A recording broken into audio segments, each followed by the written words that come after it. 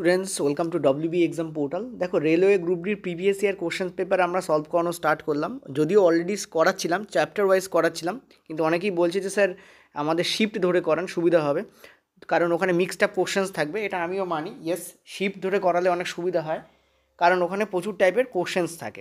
ঠিকই কথা। তো যে শিফট আছে আর যে ডেট আছে সেটা আমি তোমাদের ভিডিও যে থাম্বনেল আছে সেখানে দিয়ে দিয়েছি, তোমরা দেখে নিতে পারো। তো এখানে তোমাদের বলছে যে একটি বর্গাকার তামার তারের কুণ্ডলী একটি চৌম্বক ক্ষেত্রে ঘূর্ণনশীল, অর্থাৎ একটা চৌম্বক ক্ষেত্র আছে, তার মধ্যে একটা তারের কুণ্ডলী রাখা আছে এবং সেটাকে ঘোরানো হচ্ছে। তো প্রতি ক্ষেত্রে একবার আবিষ্ট তড়িৎ প্রবাহের অভিমুখ পরিবর্তিত করো। ভীষণ ভারী ভারী বাংলা, সত্যি কথা বলতে তোমার যদি বেসিক না পড়া থাকে আর তুমি যদি বাংলায় সিলেক্ট করে থাকো, তোমাকে ইংলিশে আড্ডা দেখে নিতে হবে। আর যদি ইংলিশে তুমি ভালো না হও, তাহলে তোমাকে এই বাংলার উপর বেস করে বুঝে অ্যান্সার দিতে হবে। আমি একটা কথা বলি, সেটা হচ্ছে তোমার যদি বেসিক আইডিয়া থাকে তাহলে তুমি ইজিলি এটাকে অ্যান্সার করে দিতে ডেফিনেটলি পারবে। ঠিক আছে, তো উত্তরটা ফার্স্ট দেখে নাও, তারপর আমি তোমাদের এটাকে বুঝিয়ে দিচ্ছি। উত্তরটা হবে তোমাদের অপশান 2, অর্থাৎ দ্বিতীয়, কুণ্ডলী অর্ধেক আবর্তনে। ঠিক আছে, এটা কিসের ব্যাপার বলি, এটা হচ্ছে ইলেকট্রিক মোটর। আচ্ছা, আমি একটা কাজ করি, আমি প্রথমে ছবিটা আনি এখানে, তাহলে তোমরা বেটার বুঝতে পারবে। এই হচ্ছে তোমাদের সেই ছবি। ঠিক আছে, ওখানে যেটা তামার তারের কুণ্ডলী বলছিল সেটা হচ্ছে এই হলুদ যেটা দেখতে পাচ্ছ, সেইটা হচ্ছে তামার তারের কুণ্ডলী। এইটাই হচ্ছে সেই তামার তার। ঠিক আছে, তামার তার। আর তামার তারটাকে আমরা কি বলি? আর্মেচার বলি। তামার তারটাকে কি বলি আমরা? আর্মেচার বলি। এই যে তামার তারের কুণ্ডলী, এটাকে আর্মেচার বলা হয়। সো আর্মেচার শব্দটা উল্লেখ করেও কিন্তু প্রশ্ন দিতে পারতে। এই যে লেখা রয়েছে আর্মেচার।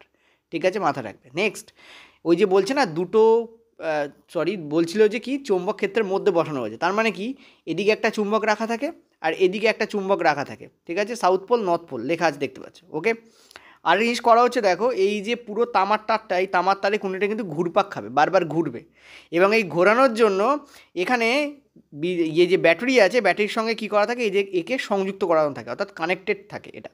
এবং দেখতে পাচ্ছ এইখানে যে ব্লু রঙের যে অংশটা আছে, এটাকে ব্রাশ বলে। বেসিক্যালি এটাকে বলা হয় কার্বন ব্রাশ। কী বলা হয়? Carbon brush.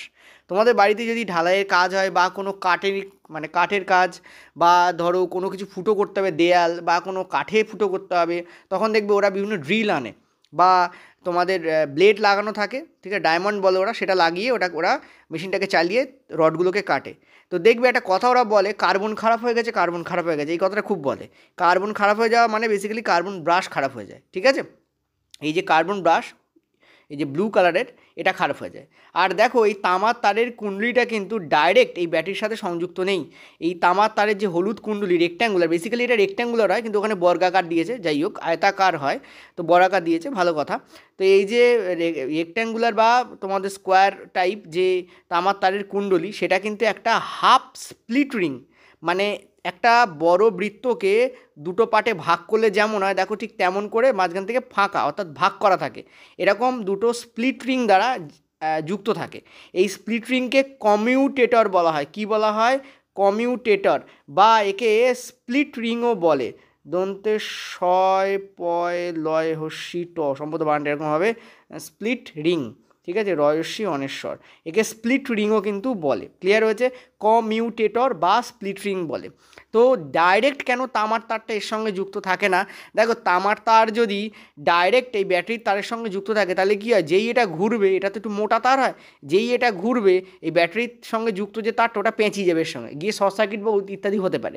সেই জন্য এখানে কিন্তু ডাইরেক্ট এর সঙ্গে যুক্ত করা থাকে না। প্রথমে একটা কমিউটেটরকে ব্যবহার করা হয় বা স্প্লিট রিংকে ব্যবহার করা হয়, এবং এই স্প্লিট রিংয়ের সঙ্গে লাগানো থাকে কার্বন ব্রাশ।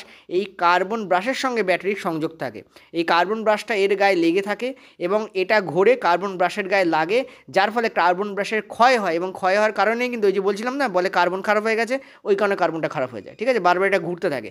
আর মনে রাখবে, এখানে যে কারেন্ট ব্যবহার করা সেটা হচ্ছে অল্টারনেটিং কারেন্ট বা এসি ব্যবহার করা হয়, অর্থাৎ এই কারেন্টের অভিমুখ চেঞ্জ হয়। ঠিক আছে, বা কতবার পরে চেঞ্জ হয় সেইটাই ওখানে প্রশ্ন ছিল। মনে রাখবে, অর্ধেক ঘোরার পরে, মানে এই যে কমিউটেটর বা স্প্লিট রিং হাফ ঘুরবে এবং এই কারেন্টের অভিমুখ চেঞ্জ হয়ে যাবে। ঠিক আছে, তো ওই জন্য ওখানে অ্যান্সার দিয়েছিল হাফ বা অর্ধ ঘূর্ণনের পরে। ঠিক আছে, আর এইটা কিসের প্রভাব কি বললাম, দেখো ভালো করে বোঝো প্রশ্নটা কী হয়েছে। দুটো চুম্বককে পাশে রাখা হয়েছে, তার মধ্যে একটা তামার তারকে রাখা হয়েছে এবং তার মধ্যে দেওয়া হচ্ছে তড়িৎ। তার মানে বেসিক্যালি এই যে দুটো এখানে চুম্বক রাখা হয়েছে তাদের একটা ম্যাগনেটিক ফিল্ড আছে বা চুম্বক ক্ষেত্র আছে, সেই চুম্বক ক্ষেত্রের মধ্যে তামার তারকে রাখা হয়েছে। সেই তামার তারের মধ্যে যেই ইলেকট্রিক তুমি দিচ্ছ সঙ্গে সঙ্গে ওটা একটা চুম্বকে পরিণত হচ্ছে। তার মানে বেসিক্যালি কি, তড়িৎ দ্বারা চুম্বক উৎপন্ন হচ্ছে এখানে, তড়িতের মাধ্যমে চৌম্বকত্ব প্রাপ্তি। ঠিক আছে, চৌম্বকত্ব প্রাপ্তি, এই যে তড়িতের মাধ্যমে চুম্বকত্ব প্রাপ্তি, এটাকে বলা হয় ম্যাগনেটিক এফেক্ট অফ কারেন্ট। এটাকে কি বলা হয়? ম্যাগনেটিক এফেক্ট, মানে চুম্বকত্ব তৈরি হচ্ছে বিকজ অফ কারেন্ট, কারেন্টের দ্বারা, অফ কারেন্ট মানে কারেন্টের দ্বারা। তো তড়িতের দ্বারা চুম্বকত্ব প্রাপ্তি, এটাকে বলা হয় ম্যাগনেটিক এফেক্ট অফ কারেন্ট। এটা হচ্ছে ইলেকট্রিক মোটরে দেখা যায়। এটা কিন্তু একটা মোটরের এক্সাম্পল, ঠিক আছে, জেনারেটর নয়। Generator is not type A motor, ঠিক আছে। মোটরে কী হয় মনে রাখবে, ইলেকট্রিক কারেন্ট সেটা মেকানিক্যাল এনার্জিতে কনভার্ট হয়। ইলেকট্রিক কারেন্ট সেটা কিসে কনভার্ট হয়? কিসে কনভার্ট হয়? এম এ কনভার্ট হয়, মানে মেকানিক্যাল এনার্জিতে কনভার্ট হয়। ঠিক আছে, হ্যাঁ, তো যা আছে সব তোমাদের এখানে বলে দিলাম। ওকে, চলো আমরা পরের প্রশ্নে যাব। পরের প্রশ্নে কি বলেছে দেখো, একটি পাত্রে নেওয়া চূর্ণের মধ্যে বাতাসের বুদবুদ পাঠানো হলে কি হবে? ঠিক আছে, নিজে একটু অ্যান্সার দেওয়ার চেষ্টা করো। প্রথম অপশান সেটা বলেছে তাপমোচী বিক্রিয়ার কারণে তাপমাত্রা বাড়বে। দেখো, তাপমোচী বিক্রিয়ায় তাপমাত্রা বাড়ে, এটা কারেক্ট। ঠিক আছে, তাপমোচী বিক্রিয়ার কারণে তাপমাত্রা বাড়বে। নেক্সট বলেছে যে দ্রবণে ফেনা ও গাঁজলা হবে, সাথে বিক্রিয়া করার সাথে সাথে দ্রবণটি লাল হয়ে যাবে, এমন তো কিছু হয় না। ক্যালসিয়াম কার্বোনেটের অদ্রবণীয় সাসপেনশনের কারণে দ্রবণটি ঘোলাটে হবে। আমার তো মনে হচ্ছে last option will be the correct option. ঠিক আছে, চলো দেখা যাক, চলো দেখে নেওয়া যাক একবার। Okay, yes, last option will be correct. কি বলেছে যে চুন জলের মধ্যে বাতাসের বুদবুদ পাঠানো হলে কি ঘটবে? দেখো, একটা জিনিস বলি, তোমরা বলবে sir first option will not be the, কেন কারেক্ট নয়? দেখো, এটার কারণ হচ্ছে CaO অর্থাৎ ক্যালসিয়াম অক্সাইড, ঠিক আছে, তার সঙ্গে তুমি যখন জলকে দাও তখন উৎপন্ন হয় CaOH হোল 2। কিন্তু এই বিক্রিয়াটার কথা এখানে বলা হচ্ছে না, এই বিক্রিয়াটায় তাপ বাইরে আসে, এটা একটা তাপমোচী বিক্রিয়া। ঠিক আছে, এই বিক্রিয়াটায় তাপ বাইরে আসে, এটা কারেক্ট। যেই তুমি চুনের মধ্যে জল মেশাবে সঙ্গে সঙ্গে ক্যালসিয়াম হাইড্রক্সাইড উৎপন্ন হবে। ঠিক আছে, এবং ক্যালসিয়াম হাইড্রক্সাইড কিন্তু তাপমোচী বিক্রিয়ার কারণে উৎপন্ন হয়, এটা কারেক্ট। কিন্তু এখানে তা বলছে না, এখানে চুন জলের মধ্যে বাতাসে বুদবুদ দেওয়ার কথা বলছে। অর্থাৎ এই চুন জলটাকে যদি খানিকক্ষণ রেখে দাও তখন কী হয়, এই ক্যালসিয়াম হাইড্রক্সাইডের সাথে বাতাসের যে কার্বন ডাইঅক্সাইড সেটা মিক্সড হয়ে এখানে ক্যালসিয়াম কার্বোনেট তৈরি করে।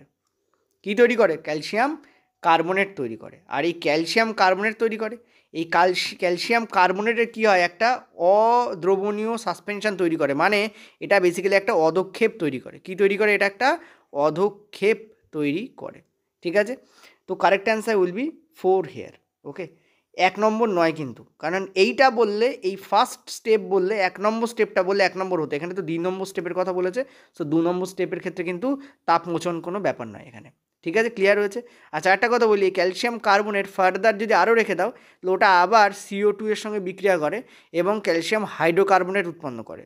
ঠিক আছে, CaHCO3 হোল 2 উৎপন্ন করে। ঠিক আছে, ক্যালসিয়াম হাইড্রোকার্বনেট, এটাকে অনেকে ক্যালসিয়াম বাইকার্বনেটও বলে, ক্যালসিয়াম হাইড্রোকার্বনেট বা ক্যালসিয়াম বাইকার্বনেট, দুটোই এর নাম। ওকে, চলো পরের প্রশ্ন। টোবার্নিয়ার তার মৌলের শ্রেণীবিভাগে কতগুলো ত্রয়ীকে রেখেছিলেন? ঠিক আছে, কটা ত্রয়ী তিনি রেখেছিলেন? চলো অ্যান্সার দাও, ভিডিওটাকে পজ করো, ভাবো, ভেবে অ্যান্সার দাও। কী হবে তোমাদের অ্যান্সার? অ্যান্সার হবে তোমাদের 3টি, তাই না? কটাকে রেখেছিলেন? 3টি, অ্যাকচুয়ালি 4টি, কিন্তু এনসিইআরটি বলে এখনও 3টিই নেয়। তো ঠিক আছে, আমরাও 3টিকেই নেবো, টার্গেট করব। কি কি মনে করে দেখো, প্রথম ধাপে ছিল তোমাদের লিথিয়াম, তারপর সোডিয়াম, আর তারপর হচ্ছে তোমাদের পটাশিয়াম। ঠিক আছে, দ্বিতীয়টায় কি ছিল? সেটা হচ্ছে তোমাদের ক্যালসিয়াম ছিল, স্ট্রনশিয়াম ছিল, আর বেরিয়াম ছিল। ঠিক আছে, আর আমাদের যে লাস্ট পার্ট, কোন কালিটা নেই, এই কালিটা নেই। ঠিক আছে, তাতে কি ছিল? আয়োডিন ছিল। বলো কী কী ছিল? ক্লোরিন, ব্রোমিন আর আয়োডিন। ঠিক আছে, ক্লোরিন, ব্রোমিন আর আয়োডিন। আচ্ছা, ব্রোমিন তো বিআর। ঠিক আছে, এই 3টে শ্রেণীকে এনসিইআরটি বলে যে ছিল। বেসিক্যালি কী হয়েছিল বলে দিই, এই যে তোমাদের ক্লোরিন এর হচ্ছে অ্যাটমিক মাস। আচ্ছা আরেকটা কথা, এই ডোবার্নিয়ার কিন্তু অ্যাটমিক মাসের ওপর করেছিলেন, অর্থাৎ পারমাণবিক ভরের ওপর করেছিলেন, পারমাণবিক সংখ্যার ওপর নয় কিন্তু, পারমাণবিক কিসের ওপর? ভরের ওপর করেছিলেন উনি, ঠিক আছে। এটা হচ্ছে 35.5, এটা হচ্ছে 127, আর এদের দুটোর গড় করলে যেটা সেটা মাঝখানে উনি দিয়েছিলেন সেটা হচ্ছে 80। উনি কিসের ওপর বেস করে করেছিলেন বলে দিই, সেটা হচ্ছে উনি ক্লোরিনের অ্যাটমিক মাস নিয়েছিলেন, মানে পারমাণবিক ভর, আর আয়োডিনের পারমাণবিক ভর নেন, দুটোর মধ্যে গড় করে উনি দেখলেন মাঝেরটা পাওয়া যাচ্ছে। এইভাবে তিনি একটা শ্রেণী তৈরি করলেন। সিমিলার তিনি যখন ক্যালসিয়ামে গেলেন, তিনি দেখলেন যে এখানে যেটা থাকে সেটা হচ্ছে তোমাদের 40 থাকে, তারপরটা তোমাদের 88 থাকে, আর তারপরে তোমাদের 137 থাকে। 40 আর 137-এ যদি তুমি গড় করো তুমি লামসাম 88 পাবে, ঠিক আছে। এবং উনি যখন ওপরেরটায় গেলেন, অর্থাৎ এই যে লিথিয়াম আরও ওপরে, ওপরে বলতে কি, এই যে ধাতুগুলো আছে এগুলো এর উপর দিকে অবস্থান করে, ঠিক আছে। প্রাথমিকভাবে এগুলো প্রথম দিককার ধাতু, ঠিক আছে। তিনি যখন গেলেন তিনি কী পেলেন, এটা হচ্ছে তোমাদের 7, এটা হচ্ছে তোমাদের 23, সবুজে লিখলে ভালো হয়, ঠিক আছে। এটা হচ্ছে তোমাদের 23, সরি এটা হচ্ছে তোমাদের 14, সরি 7, এটা 14 না 7, 14 হচ্ছে ডবলের, আমি এই 14 দিয়ে মনে রাখি এটাকে, ঠিক আছে, আমার 7 মনে থাকে না। এটা হচ্ছে 14, এটা হচ্ছে মানে 7, এটা হচ্ছে 23, আর এইটা হচ্ছে তোমাদের 39, এটা আমি 13 দিয়ে মনে রাখি যেমন, ঠিক আছে, এইভাবে মনে রাখি, ওকে। মানে 14, 23, 13 এইভাবে আমি মনে রাখি, আর 14 মনে থাকলে 7 মনে থাকবে, সেইভাবে আমি মনে রাখি, ঠিক আছে। আর 13 কেন? কারণ 39 হচ্ছে 13 × 3, ওই জন্য আমার 13 মনে থাকলে সুবিধা হয়, যেহেতু 14 পর 13, এইভাবে আমি মনে রাখি, ঠিক আছে। 7, 23 এবং 39, ওকে। দেখো কবে তোমাদের পড়িয়েছি সেই দিন ওদের রিভিশন দিয়েছিলাম, তারপরে আবার এই এখন দেখো মনে পড়ে যাচ্ছে, ঠিক আছে। যাই হোক চলো, তো অ্যান্সার হবে কি, আমাদের অ্যান্সার হবে তোমাদের ডোবার্নিয়ার। মনে রাখবে ট্রিক এমন মাথায় রাখবে যে ট্রিকটা দিয়ে তুমি যখন মেন জিনিসটাকে মনে আনবে তখন খুব ইজিলি মনে পড়ে। ট্রিকই এমন জটিল না হয় যে তুমি আসলটা মনেই না থাকবে, ঠিক আছে, এমনটা করবে না। তো এখানে হবে তোমাদের 3টে। পরেরটায় চলো। আচ্ছা এই প্রশ্নটার অ্যান্সার আমি তোমাদের লাস্টে দেবো, এটা একটু বড় প্রশ্ন, সুতরাং আমাকে কী করতে হবে, অপশানগুলো মুছে দিয়ে এখানে অঙ্কটা করাতে হবে, ঠিক আছে। এখানে আমি বলে দিচ্ছি কি বলেছে, দেখো বলেছে যে একটা টেলিস্কোপ আছে, এসব দেখার দরকার নেই কী আছে না আছে, ফোকাস দৈর্ঘ্য দেওয়া আছে, ওকে, অবতল দর্পণ দেওয়া আছে, তাও ওকে।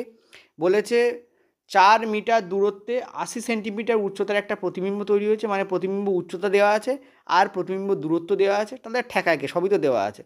বলে যে বস্তুর উচ্চতা, ও আচ্ছা এই জায়গাটা একটি ক্যালকুলেশন আছে, বস্তুর দূরত্ব আর বিবর্ধন নির্ণয় করো, মানে টোটাল ঠিকানা খুঁজে বার করতে বলেছে, ঠিক আছে।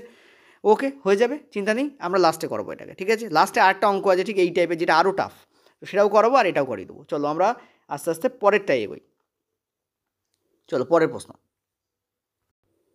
পরের প্রশ্ন বলছে যে তোমাদের যে কোনটি আমাদের শ্বসনের সময় উৎপন্ন হয় যেটা 3 কার্বন বিশিষ্ট একটা অণু, ঠিক আছে। আমি তোমাদের যখন 2022-এ রেলওয়ে গ্রুপ ডি হয় তার আগে আমি তোমাদের বায়োলজি ক্লাস করেছিলাম এবং পেট ছিল সেটা, এবং বায়োলজি ক্লাসে আমি তোমাদের শ্বসন সাবস্টেন্সেস এত ডিটেলসে করেছিলাম, অনেক স্টুডেন্ট বলেছিল যে স্যার আমরা কি এমএসসি করছি নাকি এত ডিটেলসে করাচ্ছেন, তো এটা কী প্রশ্ন, এটা তো ডিটেলসেরই প্রশ্ন, ঠিক আছে। 3 অণু কী উৎপন্ন হয়, তবে আমি বলবো ওই চ্যাপ্টারগুলো করার পরে আমি শেষে তোমাদের দিয়েছিলাম হচ্ছে শর্ট কোশ্চেন্স, তো ওই শর্ট কোশ্চেন্সগুলো করে গেলে অ্যান্সার দেওয়া যেত। তো এবারেও আমি তোমাদের যে বায়োলজি পেড ক্লাস আনবো তাতে আমি তোমাদের শর্ট কোশ্চেন্সগুলি করাবো এই সাবস্টেন্সেস আর থেকে, ডিটেলস করাবো না, কারণ ডিটেলস করালে প্রচণ্ড বেশি হয়, মানে এত বেশি হয়ে যায়। তোমরা যদি বলো ডিটেলস ভিডিও আমার কাছে আছে এটা আমি দিয়ে দেবো, হজম করতে পারলে ভালো, আমার তো কোনো প্রবলেম নেই, জাস্ট পড়ানো কাজ আমার, ঠিক আছে। যাই হোক, তো এখানে আমাদের অ্যান্সার কী হবে, অ্যান্সার তোমাদের হবে last option will be the correct answer, ঠিক আছে। ল্যাকটিক অ্যাসিড এবং pyruvate, this will be the correct answer here, ওকে।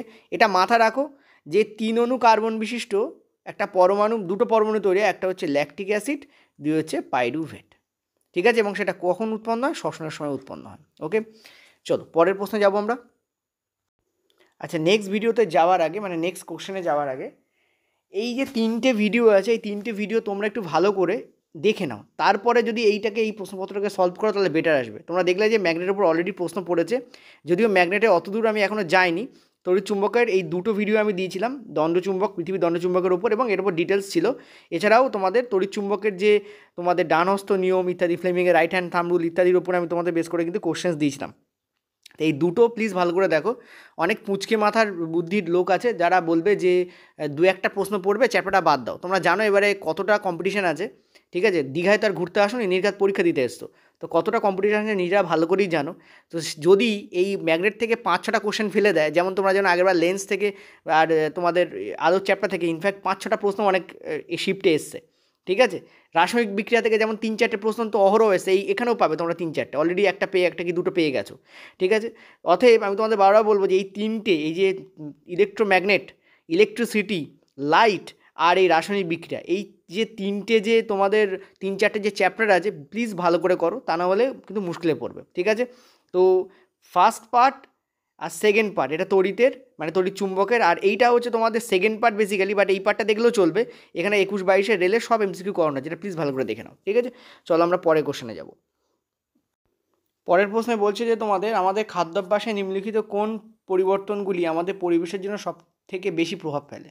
অর্থাৎ আমরা খাদ্যাভ্যাস মানে আমাদের প্রাত্যহিক জীবনে যে খাদ্য খাই তার কিছু জিনিস আমরা করি সেখানে, সেই খাদ্য খাওয়ার সময়, তো কোনটা আমাদের পরিবেশের ওপর সব থেকে বেশি প্রভাব ফেলে, ঠিক আছে। চলো বলো, ওকে, অ্যান্সার দেখে নাও। বলছে যে মাংস ও প্রাণীজ পণ্য ত্যাগ করা। অর্থাৎ যদি আমরা মাংস ও প্রাণীজ পণ্যকে ত্যাগ করতে পারি, মানে যদি আমরা প্রোটিনের উৎস হিসাবে যদি আমরা উদ্ভিদের ওপর বেশি নির্ভরশীল হই, তাহলে সেটা পরিবেশের ওপর কিন্তু ব্যাপকভাবে কিন্তু প্রভাব ফেলবে। কেন? কারণ দেখো, তুমি যদি মাংস এবং প্রাণীজকে পুরোপুরি বাতিল করো, তাহলে তুমি কি করবে? তুমি শাক খেতে আরম্ভ করবে, ঠিক আছে। তুমি শাক এবং বিভিন্ন প্রোটিন জাতীয় খাদ্য তুমি কোথা থেকে নিতে আরম্ভ করবে? উদ্ভিদ থেকে নিতে আরম্ভ করবে। তার ফলে উদ্ভিদ কিন্তু খাদ্যে পরিণত হবে, সোজা কথা বলতে বেশি পরিমাণ উদ্ভিদ খাদ্যে পরিণত হবে, ঠিক আছে। সেই জন্য যেটা বাস্তুতান্ত্রিক ক্ষেত্রে ঠিকঠাক, সেটা হচ্ছে উদ্ভিদ থেকেও প্রোটিন নেওয়া উচিত, প্রাণী থেকেও প্রোটিন নেওয়া উচিত, ঠিক আছে। তো খাদ্যের অপচয় বন্ধ করা, এটা তো গুড প্রভাব ফেলবে। মাংস ও প্রাণীজ পণ্য ত্যাগ করা, এটা আমাদের ব্যাড এফেক্ট ফেলবে, ঠিক আছে। এটা হচ্ছে ব্যাড এফেক্ট, এটা ব্যাড এফেক্ট ফেলবে। প্রক্রিয়াজাত খাদ্য এড়িয়ে চলুন, এটা বলেছে। নেক্সট বলেছে নিজেদের খাদ্য নিজেদের উৎপাদন করা, এটা তো স্বাবলম্বী হয়, এটা তো ভালো জিনিস। তো এখানে কারেক্ট অ্যান্সার কোনটা হবে? 2 আমাদের কারেক্ট অ্যান্সার হবে, ঠিক আছে। চলো নেক্সট পরের প্রশ্ন। পরের প্রশ্ন কি বলেছে দেখো, একটা কপার অক্সাইডকে নেওয়া হয়েছে এবং লঘু হাইড্রোক্লোরিক অ্যাসিডের মধ্যে তাকে দেওয়া হয়েছে, এবং যার ফলে অ্যাসিডের রঙটা বদলে কী হয়েছে? নীলাভ সবুজ হয়ে গেছে, নীলচে সবুজ। তো এর কারণ কি, কী উৎপন্ন হয়? তো আমরা জানি যে সেক্ষেত্রে উৎপন্ন হয় কপার ক্লোরাইড, ঠিক আছে। ব্লু গ্রিন কালারের কপার ক্লোরাইড উৎপন্ন হয়, ওকে। হ্যাঁ, তো অ্যান্সার হবে কী আমাদের? Copper chloride. এবার দেখো একটা জিনিস, দুটো অপশানেই কপার ক্লোরাইড আছে, ঠিক আছে, আমি এটা খেয়াল করিনি। কপার 2 ক্লোরাইড কেন বলা হয়? কারণ দেখো, আমরা যখন কপার ক্লোরাইডকে এখানে লিখি তখন CuCl2 লিখি, কী হয় বলে দিই, CuO থাকে, তার সঙ্গে HCl এর বিক্রিয়া হয় এবং উৎপন্ন হয় কপার ক্লোরাইড, এবং এর সঙ্গেও কিন্তু জল উৎপন্ন হয়, অর্থাৎ H2O উৎপন্ন হয়। মনে রাখবে এই কপার অক্সাইড অর্থাৎ ধাতব অক্সাইডগুলো বেসিক্যালি ক্ষার হয়। কী হয় তোমাদের? ক্ষার হয়। তো এই ক্ষার যখন HCl মানে অ্যাসিডের সাথে বিক্রিয়া করে, ঠিক আছে, অ্যাসিডের সাথে বিক্রিয়া করে, তখন তারা কিন্তু কী তৈরি করে? লবণ আর জল উৎপন্ন করে, ঠিক আছে, লবণ আর জল উৎপন্ন করে। তো এখানেও দেখতে পাচ্ছ লবণ, কপার ক্লোরাইড লবণ উৎপন্ন করেছে, যেমন সোডিয়াম ক্লোরাইড NaCl, ঠিক আছে। এখানে যে Cu এর যে যোজ্যতা হয় সেটা হচ্ছে 2, Cu এর যোজ্যতা কী হয়? 2, ওই জন্য এখানে কপার ক্লোরাইডের 2 লেখা হয়, পয়েন্ট টু বি নোটেড, ঠিক আছে, ওকে। চলো পরের প্রশ্নে যাবো আমরা। এখানে অ্যান্সার তোমাদের কী হবে? কপার ক্লোরাইড, আর এই কারণে কিন্তু এটা নীলাভ সবুজ বর্ণের হয়েছে। চলো পরের প্রশ্ন।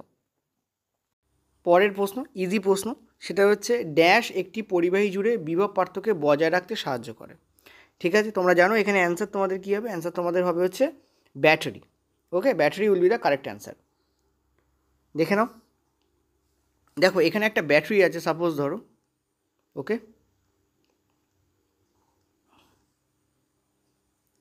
ধরো একটা ব্যাটারি আছে এখানে।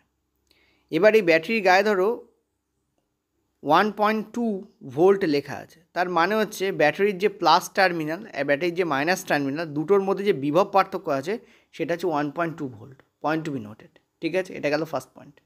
নেক্সট হচ্ছে যখনই তুমি এই ব্যাটারিটাকে কোনো একটা কিছুর সঙ্গে অ্যাড করে দেবে, মানে ধরো বাল্ব বা কিছুর সাথে, এখানে ধরো একটা বাল্ব বা কিছু আছে, ঠিক আছে, এখানে ধরো একটা বাল্ব আছে, বাল্ব বা কিছুর সঙ্গে যখন তুমি অ্যাড করে দেবে, তখন এই বাল্ব বলে লিখে দিচ্ছি, তখন এই বাল্ব কিন্তু কী করবে?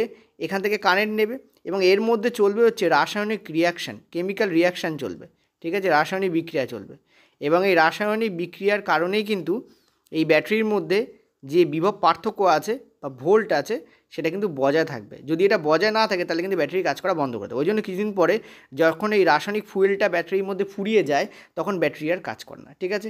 ভোল্ট মিটার কিন্তু ভোল্ট মাপতে কাজে লাগে, ভোল্ট মাপতে, ঠিক আছে, ভোল্ট মাপতে কাজে লাগে। আর রোধ আর প্লাগ কিন্তু তোমরা জানো। ওকে, চলো পরের প্রশ্ন। পরের প্রশ্ন দেখো, বলেছে উদ্ভিদের পাতায় উপস্থিত ক্ষুদ্র ছিদ্রগুলোর নাম বলো, ঠিক আছে। উদ্ভিদের পাতায় যে ক্ষুদ্র ছিদ্রগুলো থাকে সেগুলোর নাম কি? তোমরা এগুলো খুব ইজি, এটা জানো, এটা হয় স্টোমাটা। কিন্তু লেন্টিসেল দিয়ে অনেক সময় প্রশ্ন আসে। দেখো অ্যান্সারটা আগে দেখে নাও, just a minute. Yes, answer তোমাদের কী হবে? স্টোমাটা, ঠিক আছে। এবার একটা ছবি দেখাচ্ছি, সেটা একবার দেখে নাও। This is the picture. তো এটা হচ্ছে তোমাদের স্টোমাটা, দেখতে পাচ্ছ ওপেন অবস্থায় আছে স্টোমাটা। স্টোমাটা কী অবস্থায় আছে এখানে? স্টোমাটা এখানে ওপেন অবস্থায় আছে, ঠিক আছে। এই যে স্টোমাটা, এটা কী অবস্থায় আছে? ওপেন অবস্থায় আছে। দেখো এই স্টোমাটা, এই যে খোলা যে পুরো ছিদ্রটা দেখতে পাচ্ছ, এটা হচ্ছে তোমাদের স্টোমাটা, ঠিক আছে। লেন্টিসেল কিন্তু কাণ্ডে দেখা যায়, লেন্টিসেল কিন্তু পাতায় দেখা যায় না। লেন্টিসেলও থাকে কোথায়? থাকে যে দ্বিবীজপত্রী উদ্ভিদ পাওয়া যায়, যাদের মোটা কাষ্ঠল কাণ্ড হয়, ঠিক আছে। যে দ্বিবীজপত্রী উদ্ভিদ হয় তাদের কাষ্ঠল কাণ্ডে দেখা যায়, কাষ্ঠল কাণ্ডে। কেমন কাণ্ড? কাষ্ঠল কাণ্ডে, ঠিক আছে।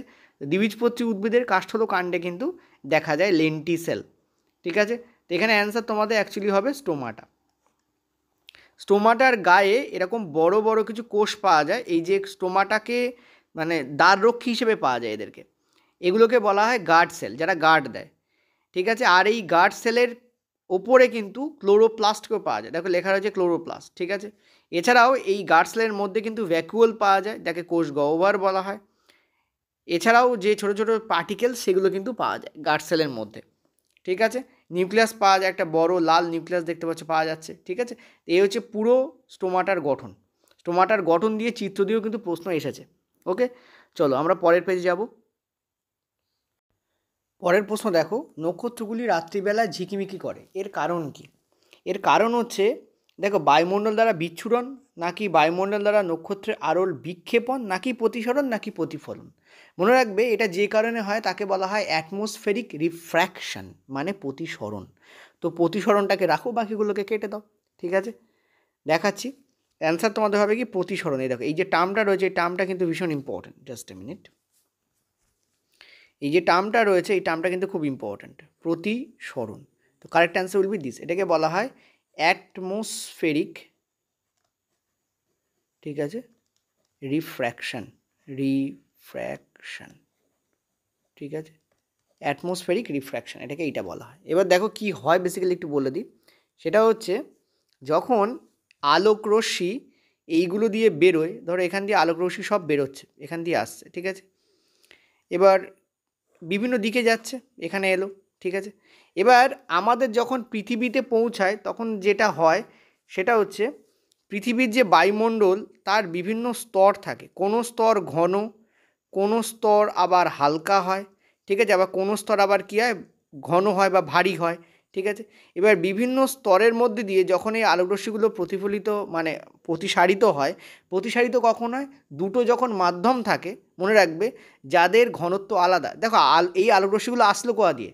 মহাকাশ থেকে আসছিল, মানে শূন্য মাধ্যম দিয়ে আসছিল, ফলে এদের যে বিক্ষেপণ সেটা ছিলই না, এটা টোটালি এসে পৌঁছলো, কিন্তু পৌঁছলো এমন একটা জায়গায় যেখানে কিন্তু বাধা রয়েছে, অর্থাৎ বিভিন্ন ধরনের বায়ু স্তর কিন্তু সেখানে আছে। এই যে বায়ুস্তর, এই বায়ুস্তরগুলো কী করে, এক মাধ্যম থেকে আসছিল আর এক মাধ্যমে ঢুকছে এবং তাকে প্রতিসারিত করে দেয়। প্রতিসারিত শব্দের অর্থ কি? বেন্ড করে দেয়, বাঁকিয়ে দেয়, আর রশ্মিগুলো বিভিন্ন দিকে ছড়িয়ে যায়, ঠিক আছে। এটাকে আমরা বলি প্রতিসরণ। ওকে, তো বায়ুমণ্ডলের যে নক্ষত্রের আলোকরশ্মি যে প্রতিসরণ, তার ফলে কিন্তু নক্ষত্রগুলো রাত্রিবেলা কিন্তু ঝিকমিক করে, ঠিক আছে। আর একটা জিনিস তোমরা দেখেছো, এটা আর একটা জিনিস বলে দিই, সেটা হচ্ছে নক্ষত্রগুলোর অবস্থানও কিন্তু চেঞ্জ হয়। মানে ধরো নক্ষত্রগুলো যেখানে আছে তার থেকে উঁচুতে অবস্থান করছে এরকম মনে হয়, অর্থাৎ নক্ষত্রের জাস্ট এ মিনিট, ইয়েস, হ্যাঁ, তো নক্ষত্রের অবস্থান পরিবর্তন হয়েছে এরূপ মনে হয়, বাট অ্যাকচুয়ালি তো নয়, ঠিক আছে। অবস্থান পরিবর্তন হয়েছে, এরূপ মনে হয়, ঠিক আছে। এটাও কিন্তু তোমাদের, বারবার বলবো, এটাও কিন্তু তোমাদের কিসের, এই অ্যাটমসফেরিক রিফ্র্যাকশানের কিন্তু লক্ষণ। এই যে পুরো ঘটনাটা আমি তোমাদের বললাম, এর থেকে তোমরা কি শিখলে, যে ঘনত্ব, জাস্ট আ মিনিট, কী শিখলে, যে ঘনত্বের যখন পরিবর্তন হয়, ঠিক আছে, ঘনত্বের যখন কম হয় বা ঘনত্ব যখন বেশি হয়, সেই অনুযায়ী কিন্তু রিফ্র্যাকশনের মান তার উপর নির্ভর করে, ঠিক আছে। রিফ্র্যাকশনের মান তার উপর কী করে, নির্ভর করে, ঘনত্বের উপর কিন্তু রিফ্র্যাকশনের মান নির্ভর করে। মাধ্যমের ঘনত্ব, কার ঘনত্ব, মাধ্যমের ঘনত্ব, ঠিক আছে। আর আমরা এখানে কিন্তু মাধ্যমের অ্যাকচুয়াল ঘনত্বের কথা বলছি না, পয়েন্ট টু বি নোটেড।